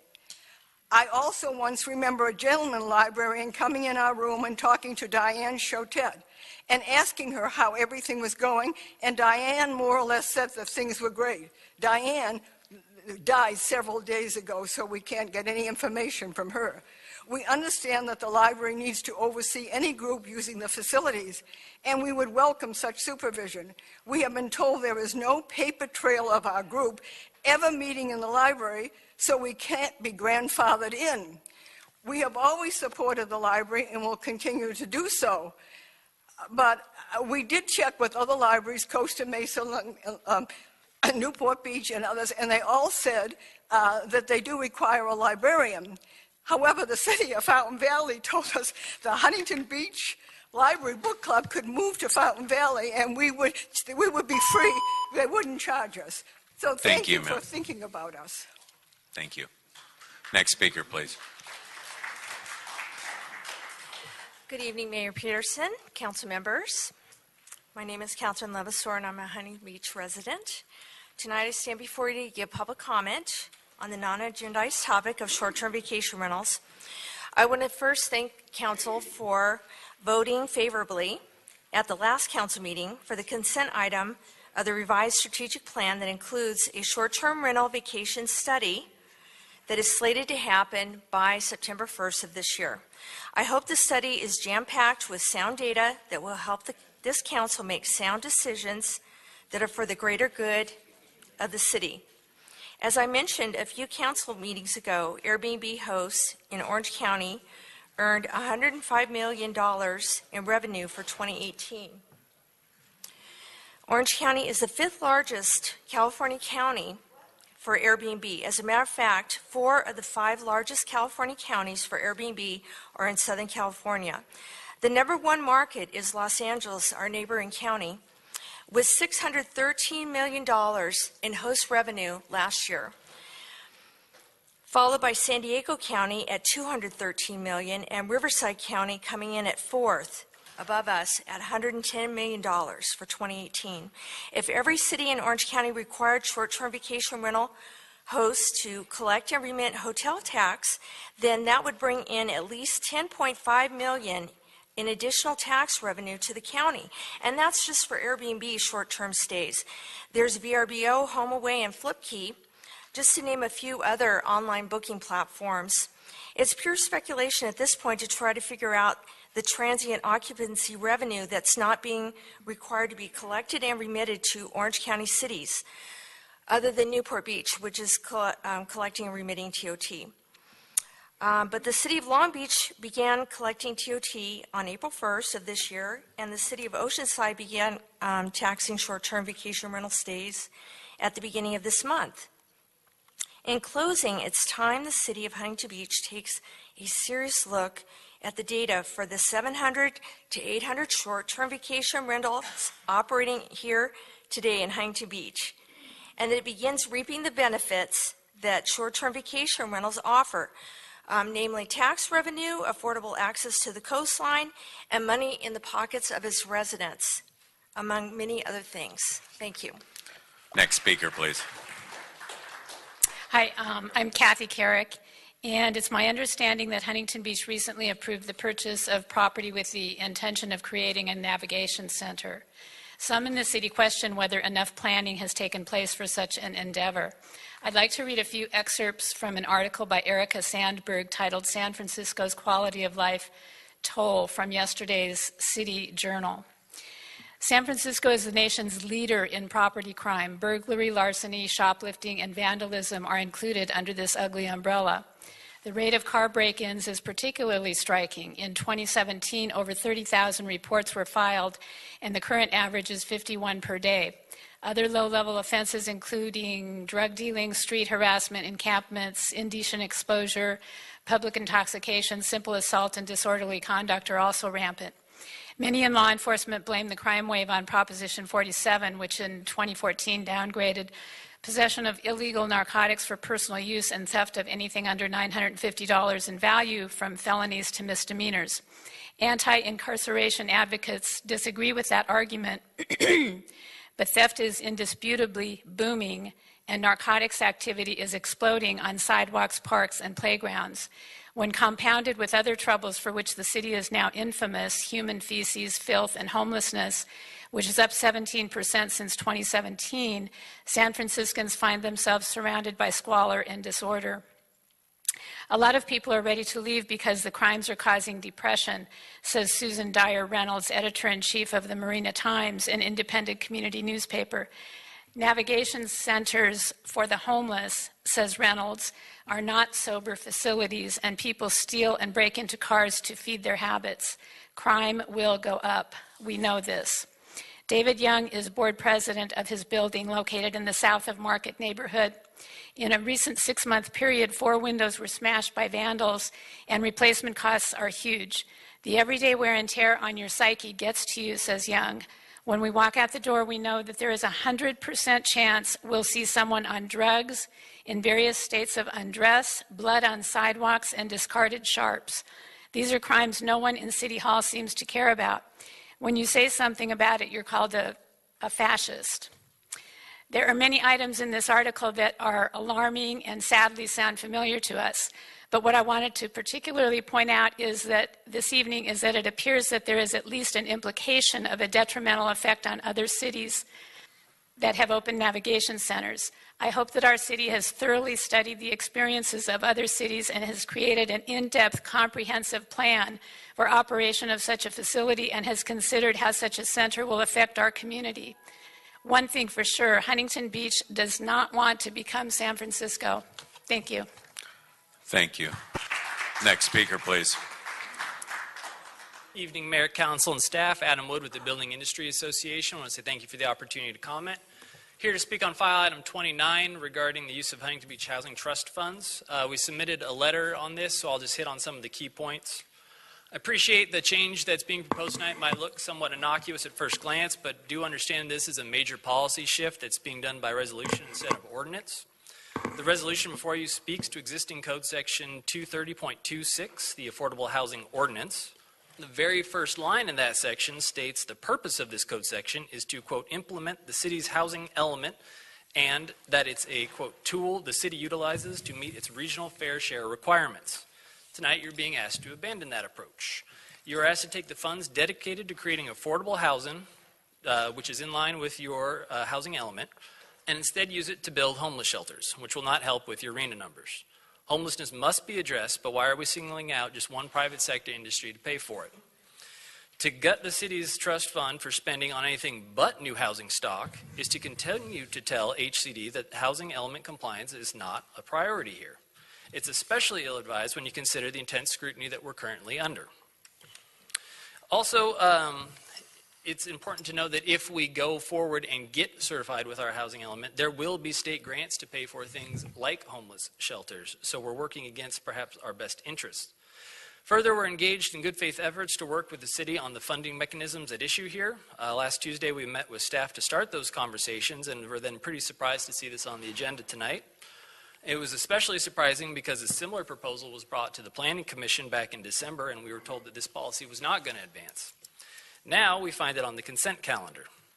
If there's any hope of us to be able to work collaboratively on this issue and come up with some real hard-hitting solutions, this massive expansion in your existing policy really cannot move forward tonight.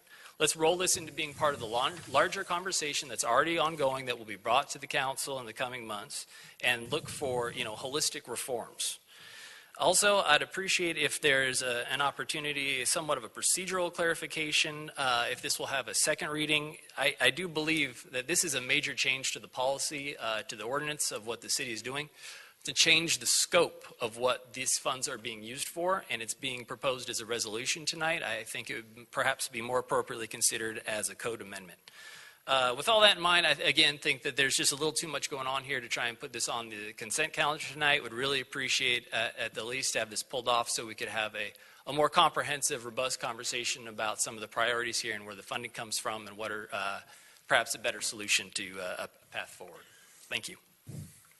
Thank you. Next speaker, please.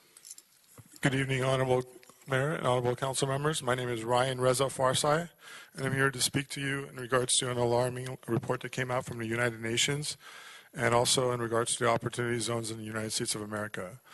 On May 6th, the United Nations released a report that says 1 million species face extinction, UN report says, and humans will suffer as a result.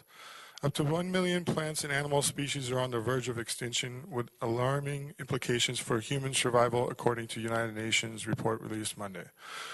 This is basically an ongoing concern in terms of the global warming. I don't know, my daughter is now surfing. Here we're in Surf City, USA. She got up on the board 2 weeks ago and I've been going to surfing lessons. But the water is not warm anymore, Honorable Mayor Patterson.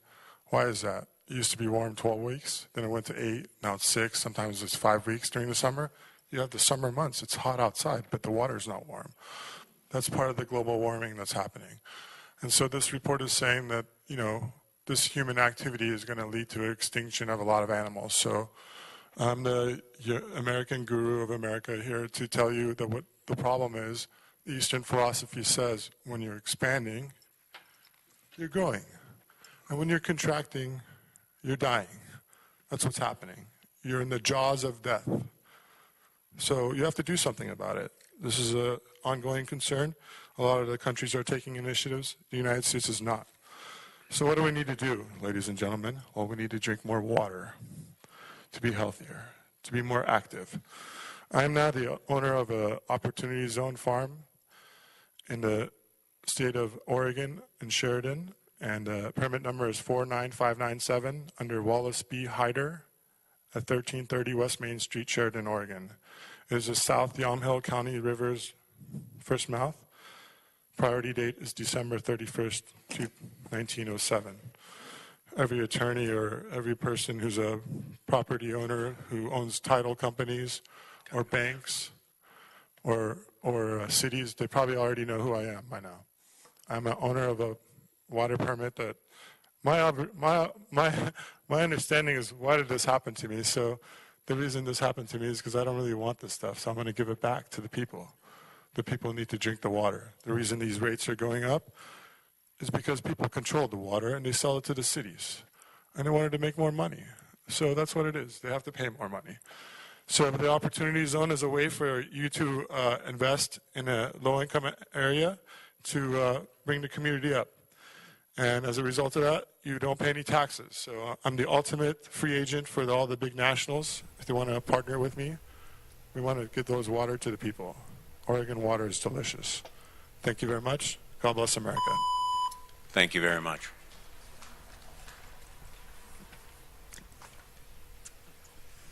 Do we have any more public comments? No, that concludes public comment.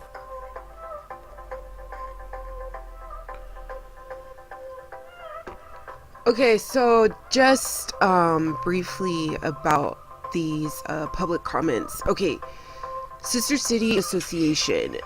This is where, remember Third Eye Project and from the 3 eyes, you know, to ingest, invest, and to intersect. This is where investment, you know, comes in. And so this is where,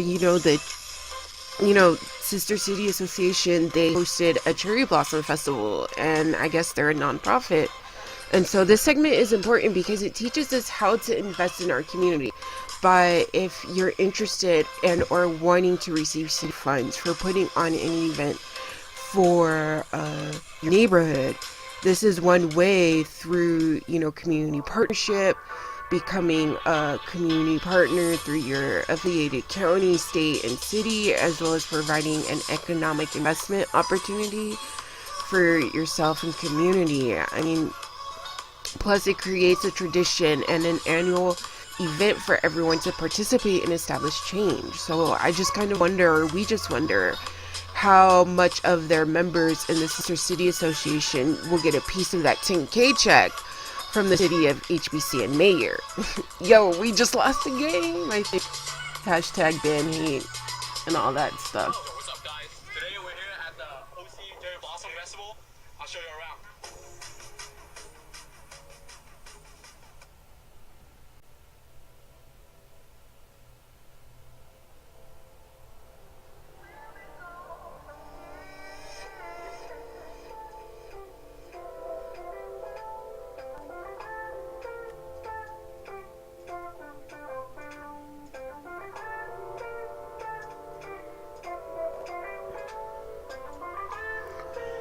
So now,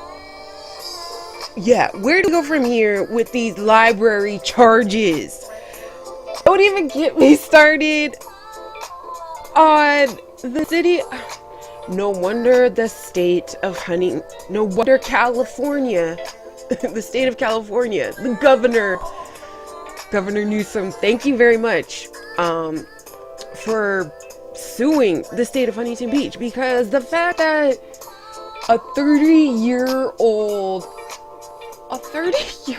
book club that has been meeting, these are elders now, and they're here, I'm sorry, I'm just so lit right now. It's just the fact that, okay, coming into the 2019 season, now you're having to be charged $350 per month to use the services at the library?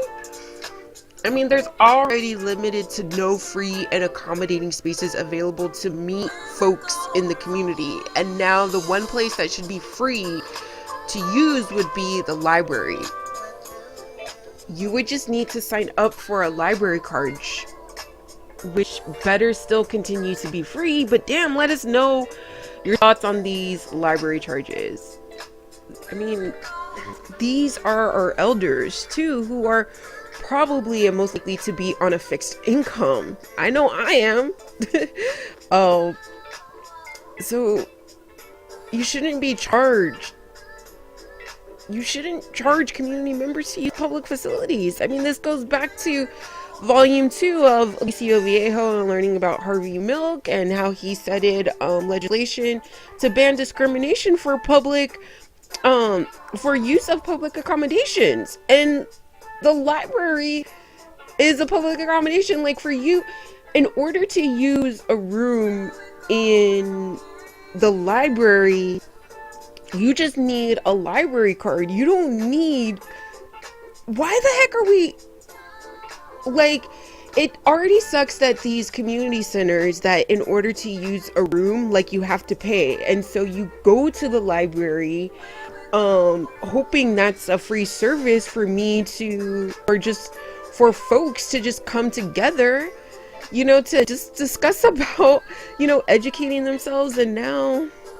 Oh my gosh. Okay. It's just blatant disrespect to our elders, to ourselves. I mean, just let us know your thoughts. Comment and type in #BanHate to continue the conversation. And you know what? This is now becoming a campaign. So this is one thing that we can do. Let's form a resolution. Let's follow up and see that this book club in Huntington Beach, that they are no longer being charged. Because don't get me started. Don't get me started. Don't get us started right now. It's just, yeah. So let's follow up. Let's form a resolution to reject hate within our communities as well as ourselves. Let's, you know, nofearOCnetwork. It's about rebuilding for a nurturing and sustainable tomorrow. And, you know, it's like the fact that it's under this current administration, now you guys gotta pay. What the heck? And so and so talking about current administration, we all need to look at this businessman, quote unquote businessman, alleged or developer named Adam Wood, during public comments. Look out for him. Look out for this dude, y'all, because he's attending other city council meetings in South County, I think including Lake Forest last week. Remember our volume 1 segment of the importance of city council meetings and board of supervisors. Remember about how cities are constructed and operated. Getting to note how OC became a county. Remember Alicio Viejo just became incorporated. Remember the definition. Remember that definition, you all. What does incorporate mean? It means to make a company. It's all about making money for business. Y'all, like, I think we just lost the game. Uh-oh. I just lost the game.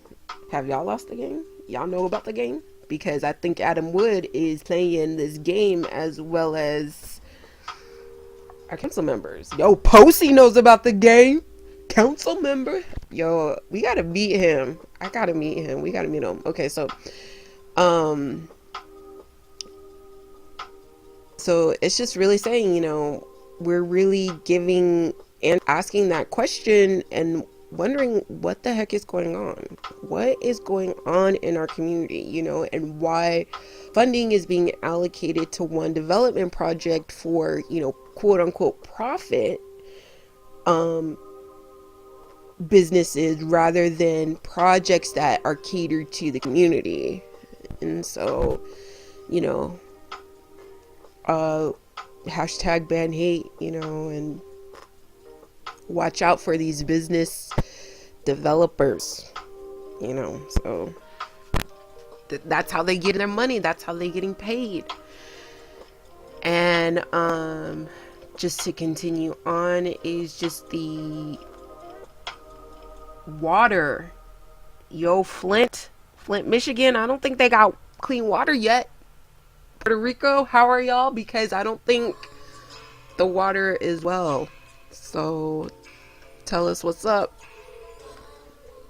Because what this dude reported in public comment, the water is warming in the sea, and so I'm guessing he's going by the Huntington Beach.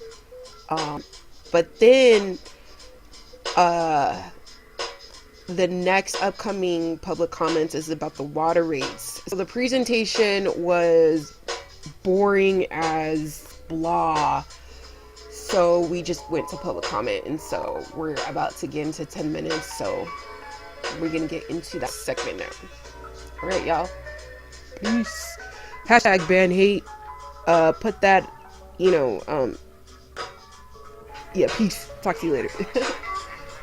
Court. Thank you. City Attorney. Thank you, Mayor Pro Tem.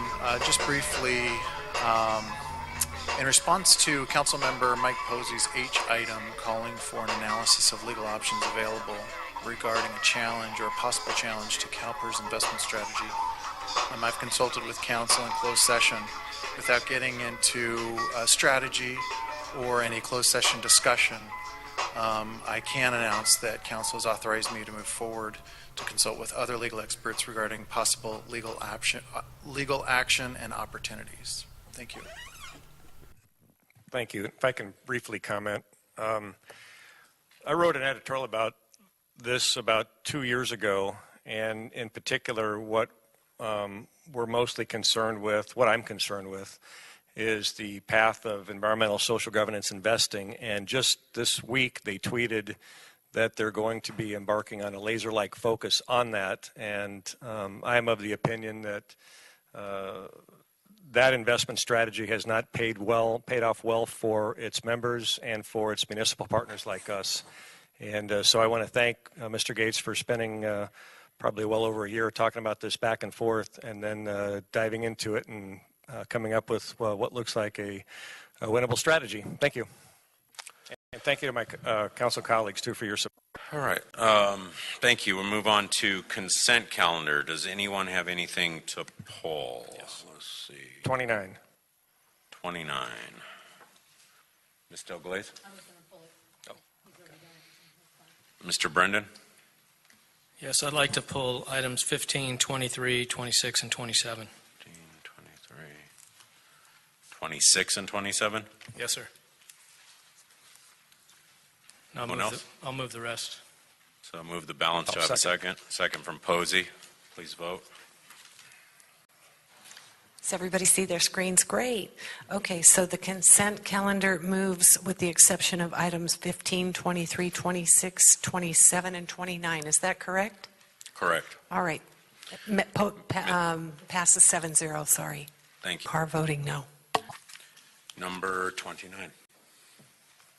Yes, before we go to 29, I have a question regarding a lot of we've already voted on it, but I just want to have answer a question for the record for maybe Ms. Farrell, and that is, what is the primary source of the traffic impact funds that we list and use for these road improvements?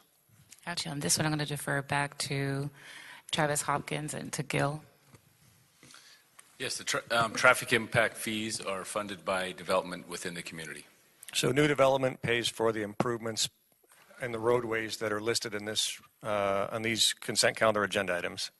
They pay for a portion of it. Yeah, those that are, say, traffic impact funds. Correct. That's Thank you. Correct. Okay, I pulled number 29 because I'm a little bit troubled by the original intent of the resolution, and that was to develop affordable housing.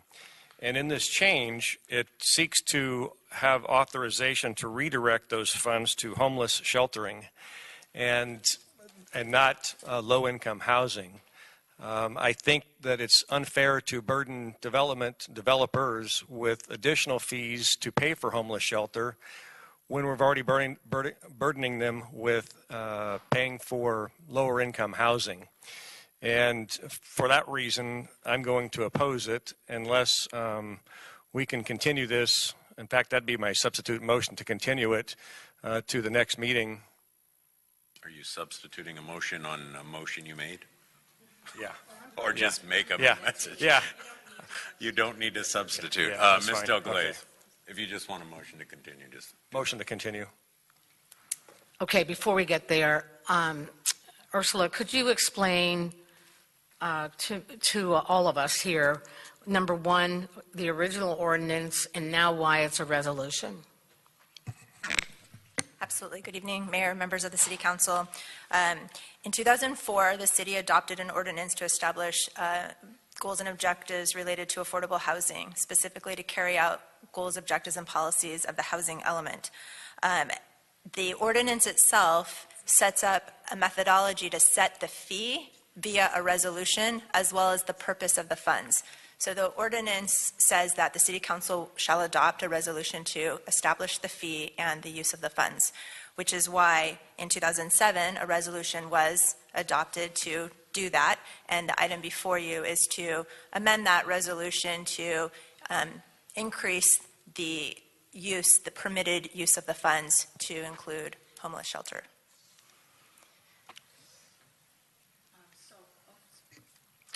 So based on what you're saying, if I'm a developer and I come to the city and I want to build something, let's say 10 units, and out of those 10 I have to set aside 3. No, one, I'm sorry. Shoot, I'm jumping ahead of myself. Okay, 1. And then if I can't do that, I can pay an in lieu fee. And what happens with that in lieu fee? So the ordinance specifies that 10% of the residential units have to be made affordable. They can either build them on site, build them off site, or in certain instances when the threshold is low enough, they can pay an in lieu fee. So not every project can pay the in lieu fee. And then the in lieu fee is what goes into the housing trust fund. And I did want to make the point that when I indicated that the purpose of the ordinance, which specifically says is to pursue the objectives, goals, and policies of the housing element, homelessness is a goal and objective of the housing element. So it is not solely to get RENA numbers, although that is a big part of the housing element. There are other housing programs, et cetera, that are included. And so staff does believe it's at the council's discretion, but should you desire to have a little bit more flexibility with this funding source, considering some recent council actions and the need to find additional funding, that this allows that flexibility and is consistent with the housing element and the goals and objectives of the ordinance. And if I could just add one point, we're not establishing a new fee or increasing a new fee or anything like that. This is just about how the money is being used. Thank you, Mr. Bigletta, for clarifying that. That's exactly my problem, is that if this is to clarify the goals and objectives of our housing element, and our housing element is to provide affordable housing, would redirecting our money to homeless sheltering get us closer to or further from our RENA objectives? Well, so I said it a little, the housing element is an encompassing document that includes affordable housing, includes RENA, but it also already includes other homeless programs, other housing programs. So that's already in that adopted housing element that the City Council has adopted. So nothing is being proposed to change in the housing element. And then the ordinance specifically says that it's to promote housing element goals and objectives and policies. So you all have some discretion with how you want to spend this money. But we'd have to take it to you via a resolution to change it. When it was formerly adopted, the resolution, it was specified for low-income units, and now the decision is before you if you want to increase the flexibility of that fund. Yeah, I'm concerned that we're duplicating the efforts. We just voted for a navigation center, and we voted to spend $2.5+ million to address homelessness. We still need to address low-income housing, and we're deficient in RENA. And in my mind, this gets us further from that goal and not closer to it, and it duplicates the efforts we've done with the navigation center, in my mind. So. Ms. Del Glaze? No, it's your name's up. Oh, I'm sorry. Oh, that's right. Well, wait then. Ms. Carr. Sorry. So I just wanted to, in your experience with working with other cities, do other cities provide this sort of flexibility with the in lieu fees to use these funds towards homeless shelters? Well, I am aware that the City of Anaheim and the City of Santa Ana did use inclusionary funds for their shelters. Mr. Brendan. Yes. What is the current balance of the Affordable Housing Trust Fund? It is $300 and something thousand. That was as of June 30th, 2018, $360,029. And Okay. And do we know how much of that is going to be needed for the homeless shelter use if this is passed? well, I know that item to purchase the homeless shelter, all of the funding sources were identified in that, so it would not go toward acquisition, but it could go toward tenant improvements, should that be the desire of the council. And I don't know that we have a final budget for the tenant improvements at this time. So 360,000 isn't such a great number that it could not be completely absorbed by those improvement needs for the shelter. No, but there's a project coming up that is expected to pay $500,000, a portion in this fiscal year and then a portion early next fiscal year. Okay. I think one of the concerns I have with this, and Councilman Posey brought this forward, which is we have asked developers and builders in our community to pay into the in lieu fees to this fund with the idea that this is money that would be used down the road to promote more building and development. And now we're kind of changing the rules, and to me that's not exactly building great credibility with that community. So I'm a little troubled by that. Ms. Hardy? I just wanted to make sure I understood Councilmember Posey's point. You said you were concerned that we had just approved a bunch of money for the navigation center, and now we would be approving more money for homelessness. And as I understand this, it's still going to the same effort. So I just wanted to make sure I understood your point there. Well, maybe I didn't articulate it clearly enough, but what I'm troubled with is taking money from building actual affordable housing and putting it towards homeless sheltering, and it doesn't get us any closer to our RENA goals, which is the objective of the housing element in my mind. So we're still further away, and we're getting further away from RENA. And if we have $500,000 coming, not that $860,000 would make much of a difference in permanent housing, but with improvements or whatever else we can do rather than homeless sheltering, it could help. And if it's spent on continuing the homeless shelter, we have funds identified for that. We just have to get our housing element certified. So we have 45% of the funds identified with SB2 money. Thank you for clarifying that. Do we have projects, imminent projects that would be affordable housing under the current definition for use of the money that are coming up where we could use that money? Well, I know that Deputy Director Kelly Fritzl is actively engaged with the nonprofit community to try to find those opportunities. It's been challenging to find sites, but there's a continual effort to do that. So I'm optimistic in that I think at some point there might be, but there's nothing for sure.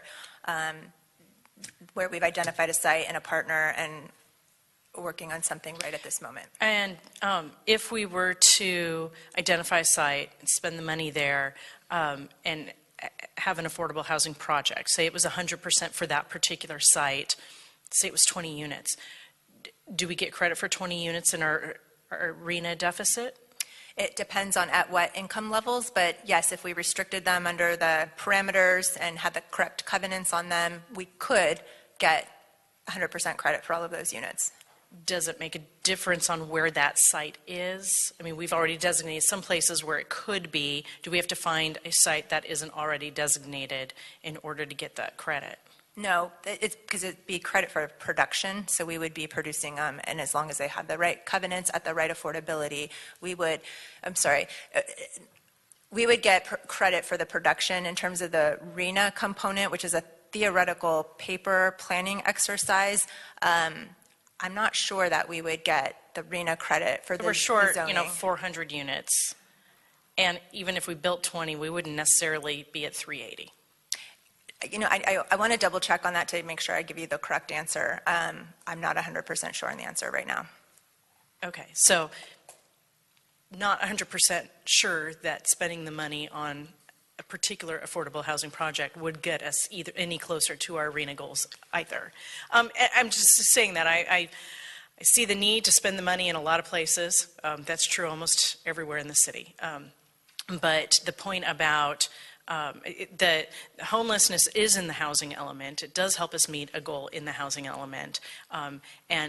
And the spending it on low-income housing wouldn't necessarily get us closer to our goals either. It might, but it doesn't necessarily. How much closer would we get to our goals if we spent nothing?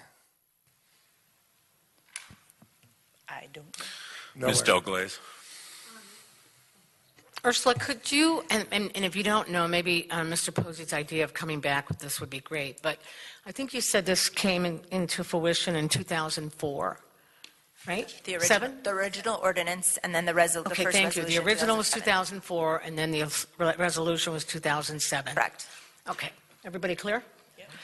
I got some people here talking in my ears. With that said, is there a way, or do you have a history on what we've spent it on over these years? Because I think, to both of these questions, I understand Mr. Posey's concern.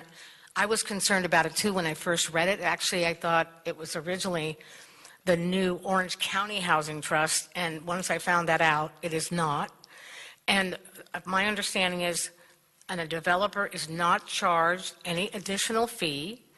The money goes into an en lieu, which is the city has been deciding where it goes, whether it helps low-income housing or Section 8 housing. Is that too? So those projects that are eligible to pay the in lieu fee, and they do, it goes into the Affordable Housing Trust Fund, our Huntington Beach local trust fund, and then it is at the discretion of the city, within the correct parameters of the use, to use the money. So I know for sure that it was used to help with the Oceana project, which resulted in 78 affordable units.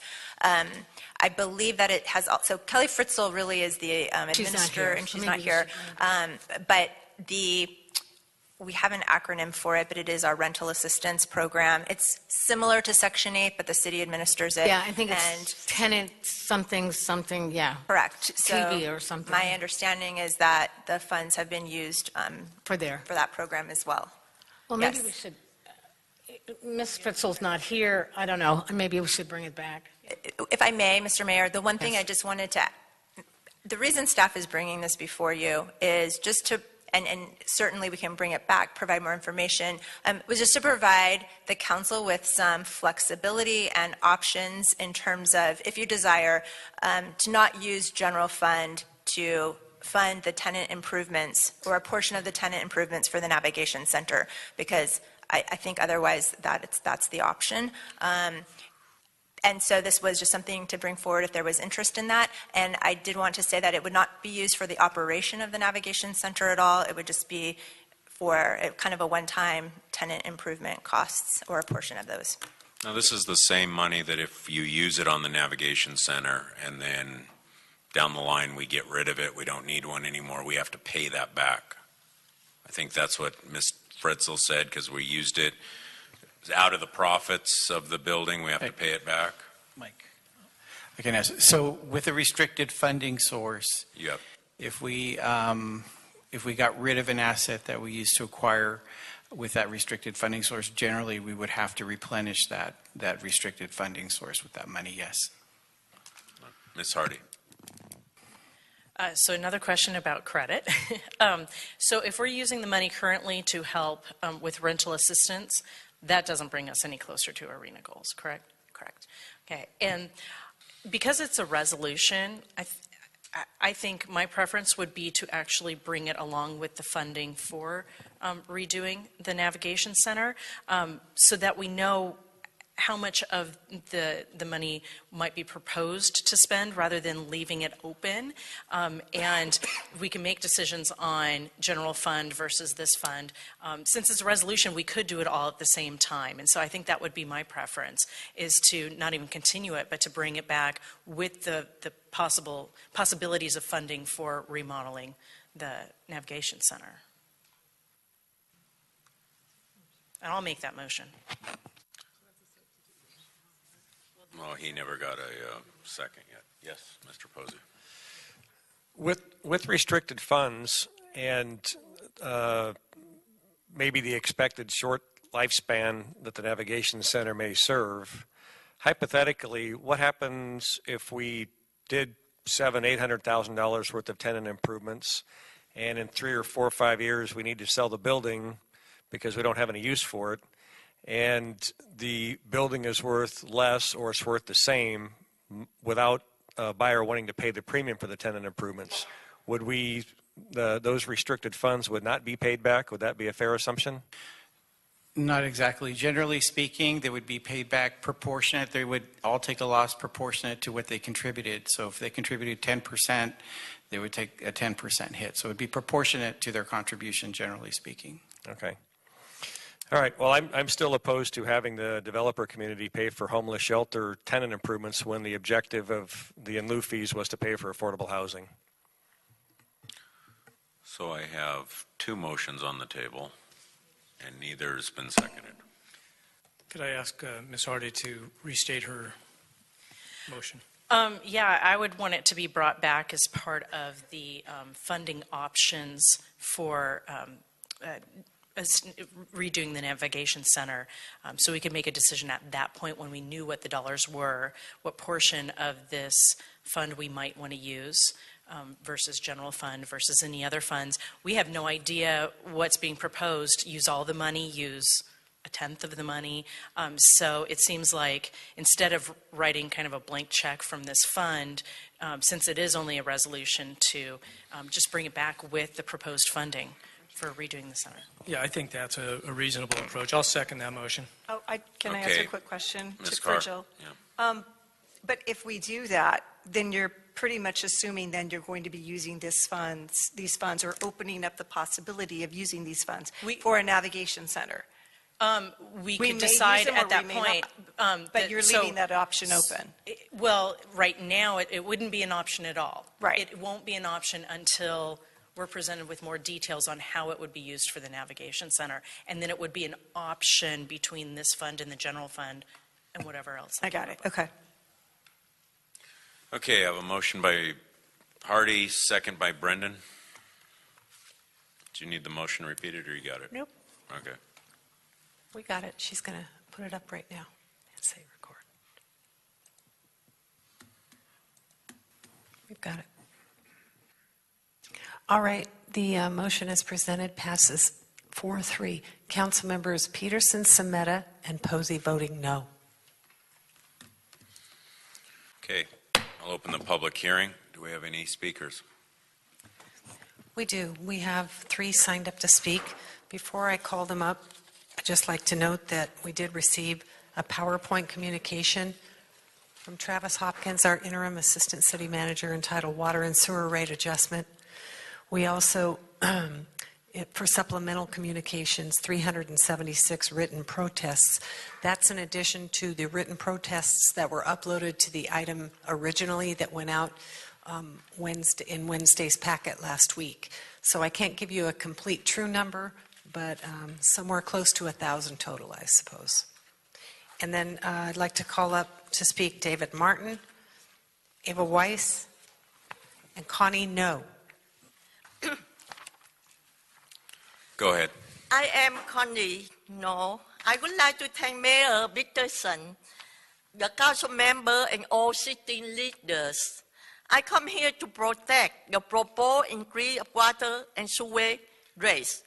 Based on the city letter, the water rate increased by 3 components. For number 1, if you use more water, you have to pay more. It's reasonable. However, number 2 and 3, the water meter or water bill do not break every year, so there is no need to increase the water fee on this basis. The city already collect money from citizens every month. This money will be reserved for repair, replacement, and in case of emergency. But the meter have not broken in 50 or 100 years, and the emergency of broken old by do not happen every month. So why does the city want to get more money from the citizen? People do not make money fast enough. by to pay for food and living expenses. Therefore, they become homeless, and we have to deal with homeless and crime. Our young people have no future, no home, no food. Our elderly have no voice. They are too old and too weak, and some are homeless. And you, your family, your children live in this environment, all affect to each other. To solve this problem, you, the leader, represent for us, should help us to keep more money in our pockets. Do not let greedy people to take more money from the Huntington Beach citizen. In fact, you could save money by using cheaper paper for mailing and by not including an envelope for customers who are paying by phone or internet. People are tired after work. They do not understand the city gets more hard-earned money from them if they do not take bond and say no to the city letter. In order that the citizens are properly informed the proposed change, I request that the opposed of the proposed raise be presented on the official voting ballots. Also, the public department sent expensive paper to me. You should send the cheap paper like Amazon is the richest company in the world. They just send to me the paper is very cheap. And also, you can use the Capital One credit card. They say, if you pay by Thank you, ma'am. Thank you. internet or phone, then we don't send the envelope, then you save money Thank for you. envelope. So Next thank speaker, you. please. I hope that you help the poor. Ma'am, thank you. Thank you.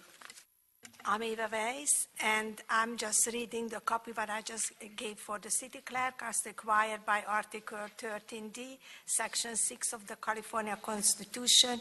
We are, as undersigned, Eva Weiss and Steve Weiss, owner of property located at 5161 Pierce Drive, Huntington Beach, 92649, at Lot 3 of Tract 7805, as shown on a map recorded in Book 338, page 2324 of the miscellaneous maps recorded of Orange County, California. We protest the increase of water rates, and thank you for your cooperation, and thank you for listening to me and really get to me. I'm against for the water rate increase. Thank you. Thank you. Next speaker, please. Good evening, Mayor Peterson, City Council. I'm David Martin, a resident of Huntington Beach, and I'm protesting the rate increase on the water rates. We already have a CPI rate increase in place. We should just use that. And then I was wondering about the capital surcharge. I wonder why that comes and goes, and do we hear it as citizens? I don't really see that, except it shows up on the bill. I don't hear anything about it. And then I was wondering if anyone from the staff or the City Council can explain what appears to be a game plan with the utility bills from the city. Categories change names all the time. They disguise things with the meter rates, the 3/4 and the 2, and sometimes they change that, and then now it's no longer there. And and the real question is, why are we paying a charge based on the size of the pipe that comes from the meter to our house? Like, we can rent the meter, that's fine, but why are we paying a different rate? We're paying about per unit, which is 748 gallons, but we pay a different rate by the size. What difference does the size of the pipe make? Why are we paying for the size of the pipe? It doesn't make any sense to me. In fact, the usage of my bill was in between $2 and $4 for using water, and that doesn't give you much incentive to cut back in water. And now with all the rain we've had, shouldn't the rates be coming down instead of going up?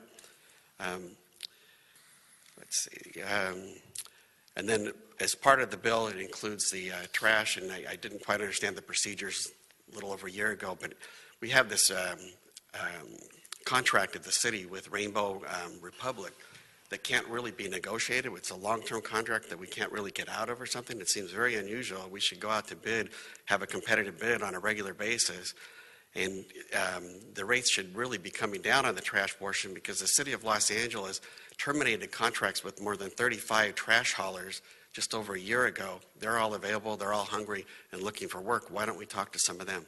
Thank you for your time. Thank you. Next speaker, please.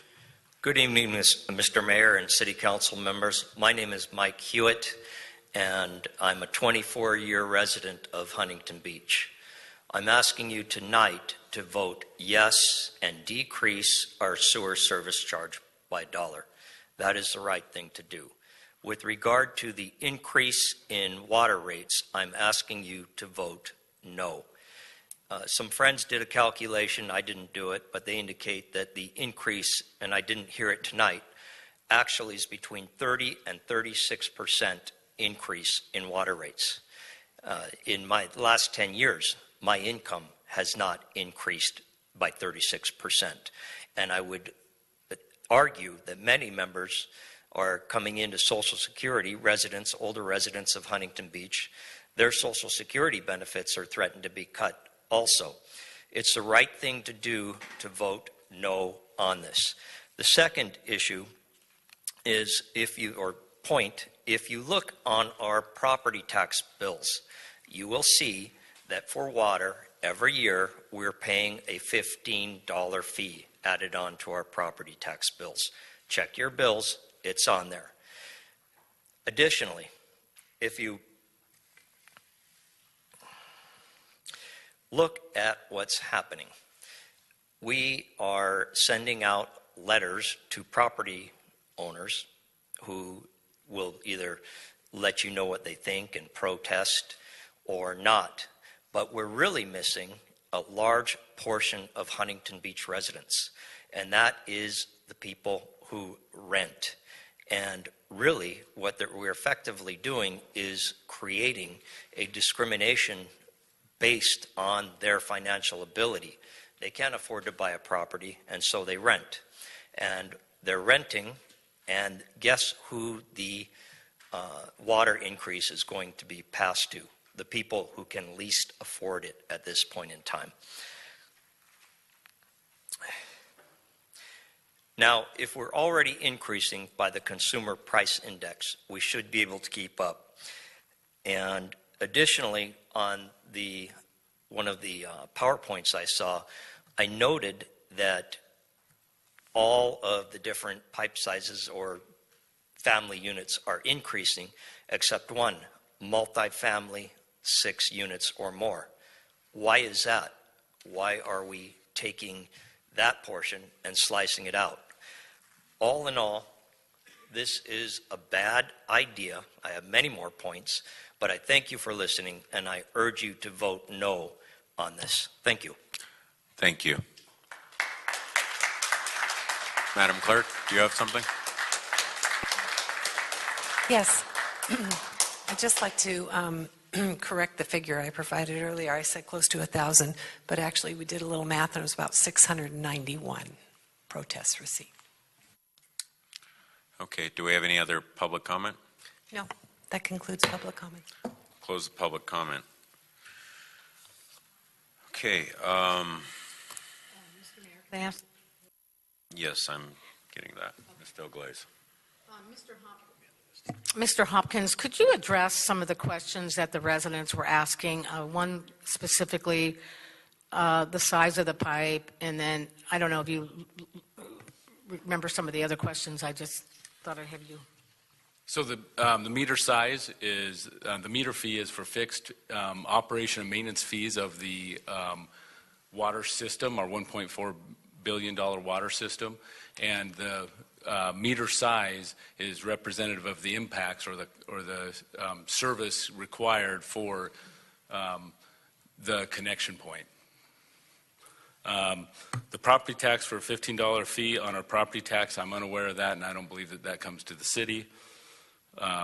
Notices are sent to all properties as well as all property owners, so I believe all tenants as well. All tenants as well. So tenants, properties, and property owners. I think 90,000, a little over 90,000. yes, 90,000. We have around 53,000 customers, and we send out 90,000 notices just to make sure we properly cover everybody. And we're available for other questions. Thank you. Mr. Posey. Yes, Mr. Hopkins. On page 17 of the water rate study update report, the last paragraph reads, without any adjustments, the city will draw down both its operating and capital reserves below target levels, resulting in less than $5 million in reserves by the end of fiscal year 23-24. This projection highlights the need for the adjustments to the city's fixed meter charges if the water utility's financial sustainability is to be preserved into the future.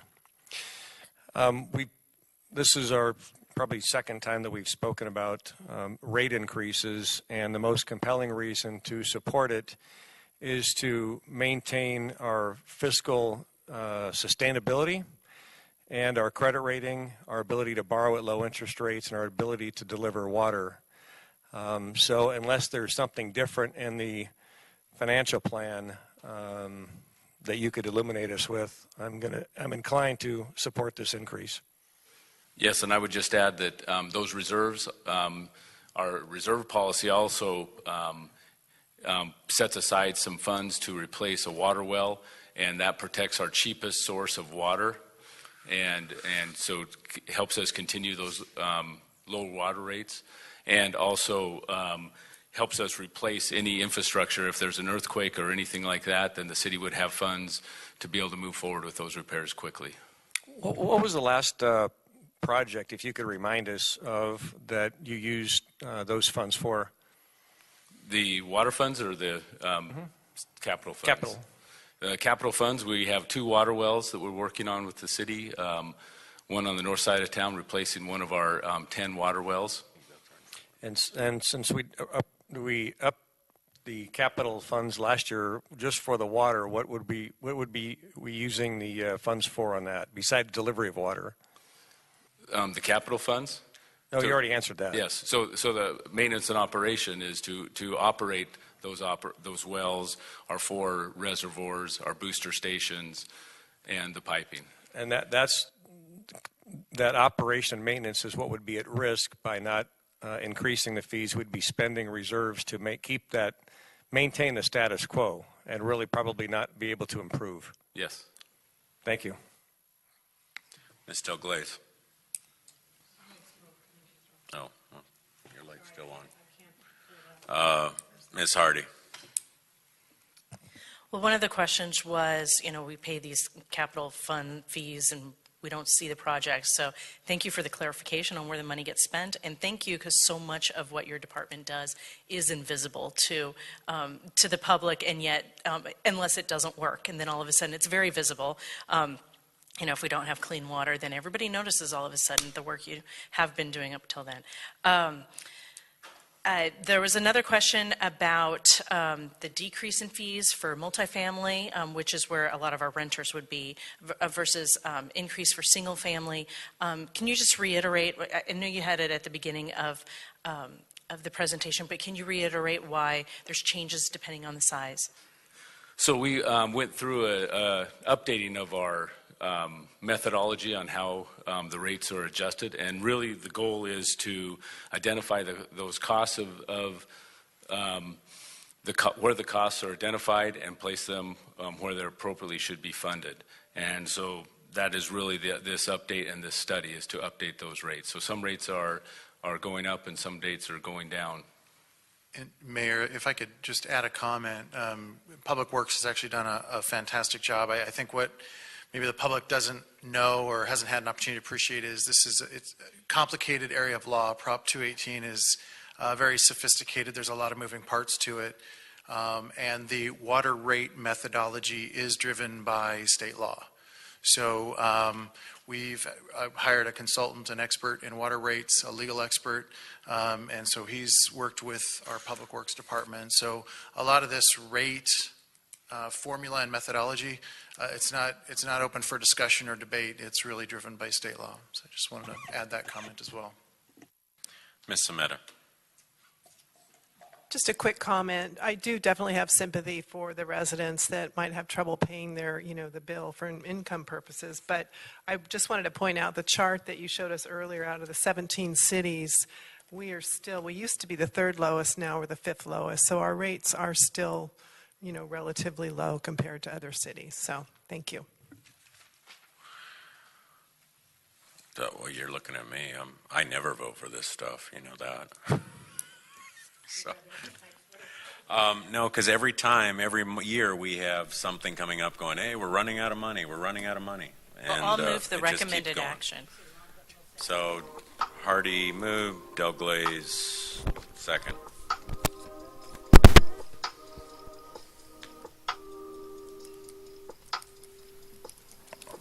The motion passes 6-1. Councilmember Peterson, Mayor Peterson, sorry, voting no. Okay, so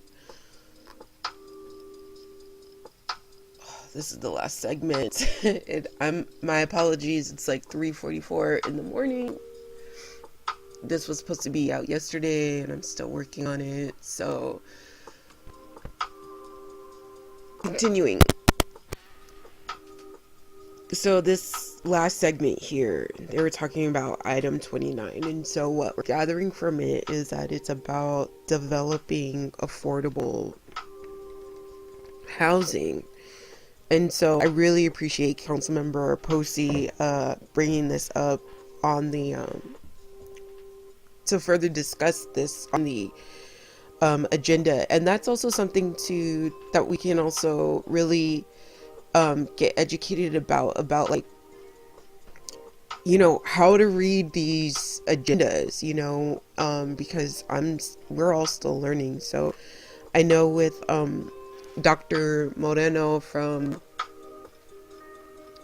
Anaheim City Council, he's doing community meetings of going over what's on the agenda. So I really appreciate Councilmember Moreno doing that. So that's something that we can definitely connect with to do that. And so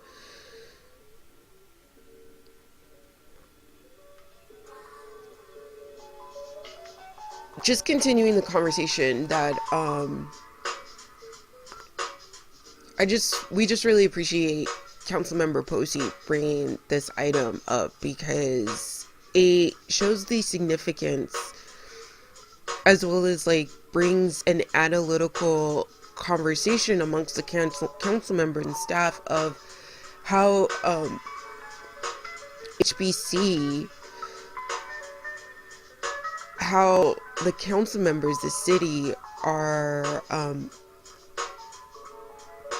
giving the specifics of the ordinance issued to Huntington Beach. And so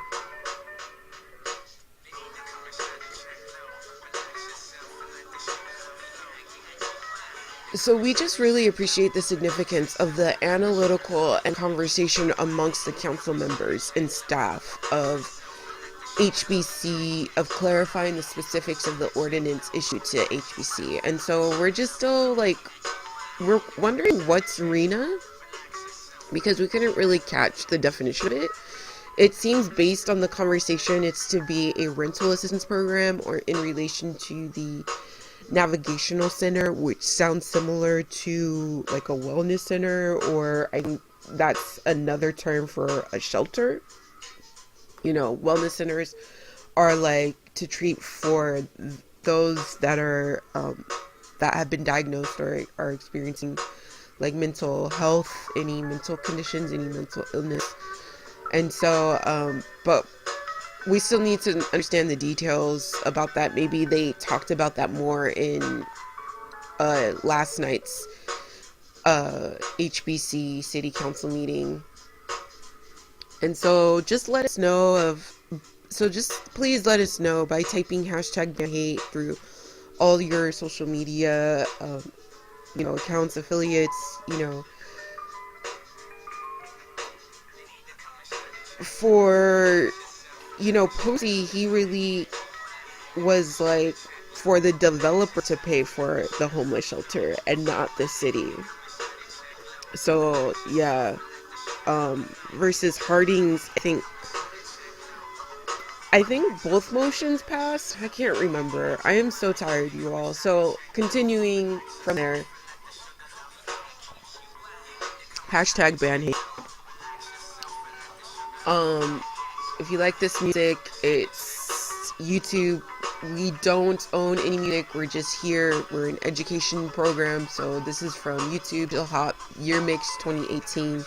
We'll provide all the information links below of just really continuing conversation. And so you know, from this item, and just remember, HBC, like we said earlier, got sued by the state of California, and I remember it's the city of Huntington Beach is a city. So yeah, so I mean, this kind of just gives that sort of relation to San Clemente City Council meeting last week, and so them having to going through the homeless issue and how they were going to resolve it and stuff. And so we definitely say check out Pastor R. Joshua Collins and Lou Noble's YouTube and Facebook page. Become friends with them, follow them, you know, to learn more about residents in South County at a local, you know, at a local member perspective, to see, you know, to see the injustices and prejudice amongst, you know, our community and stuff like that. So definitely go there.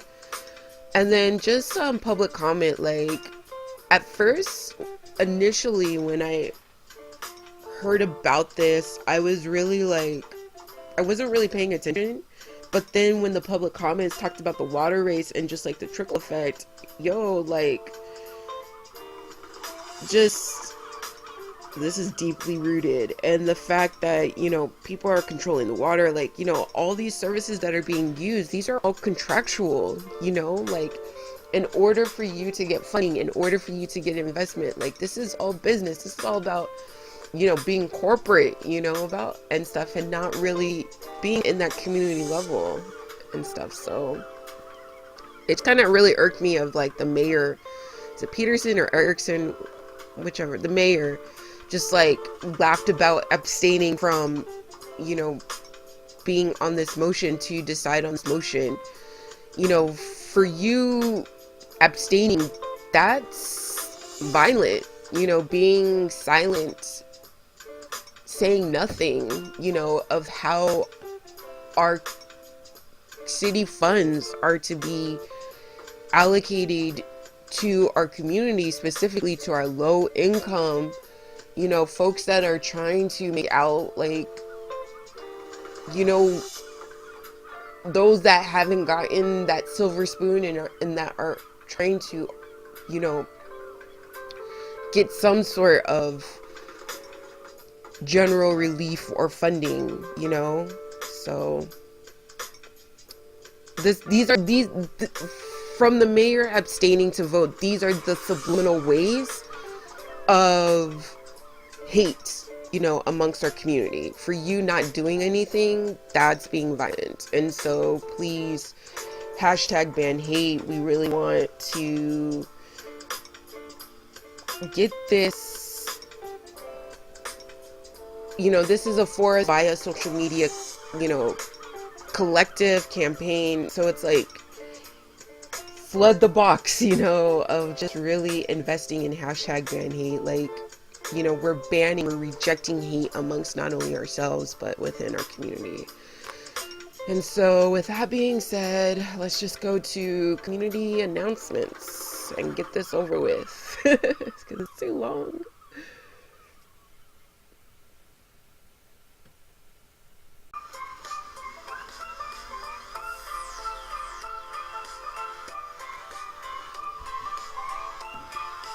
Okay, and so we have come to the ending. Oh my gosh, this has been too long.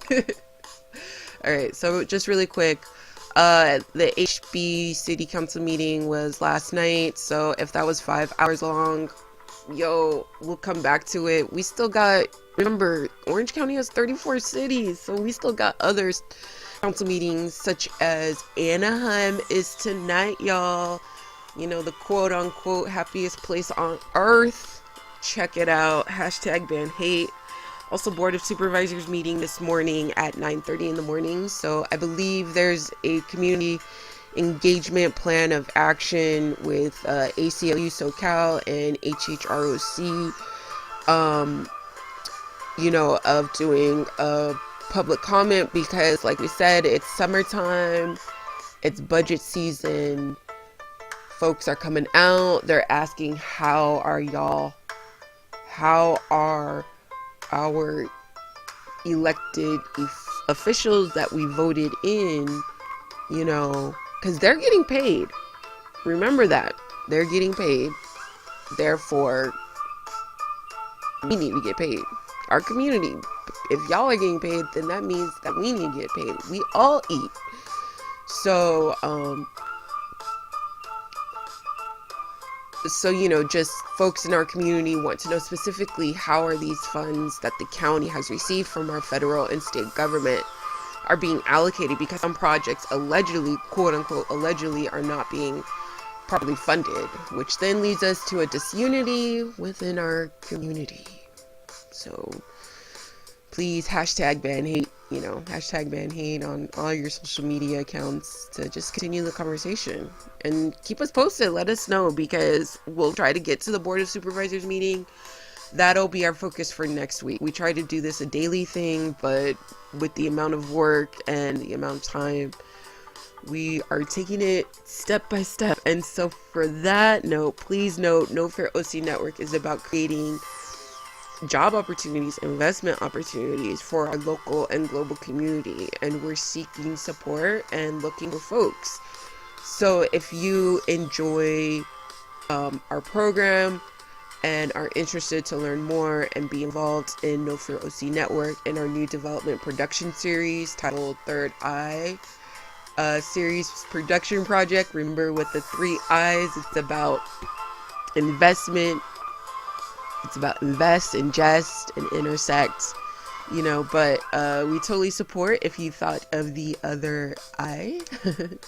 But just message us or comment on our segment below to learn more about our new series, hashtag ban hate.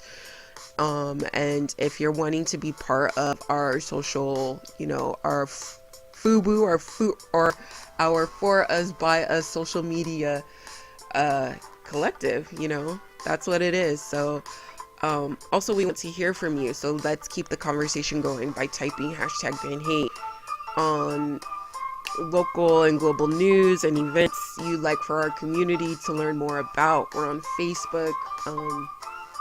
We're gonna get to all other social media platforms like Instagram and Twitter so that we can continue the conversation. But in the meantime, just thank you. Constant vigilance. We'll provide links and the descriptions, you know, all our research below, so that, you know, yeah. So let's really make this be a collective. We want to hear from you.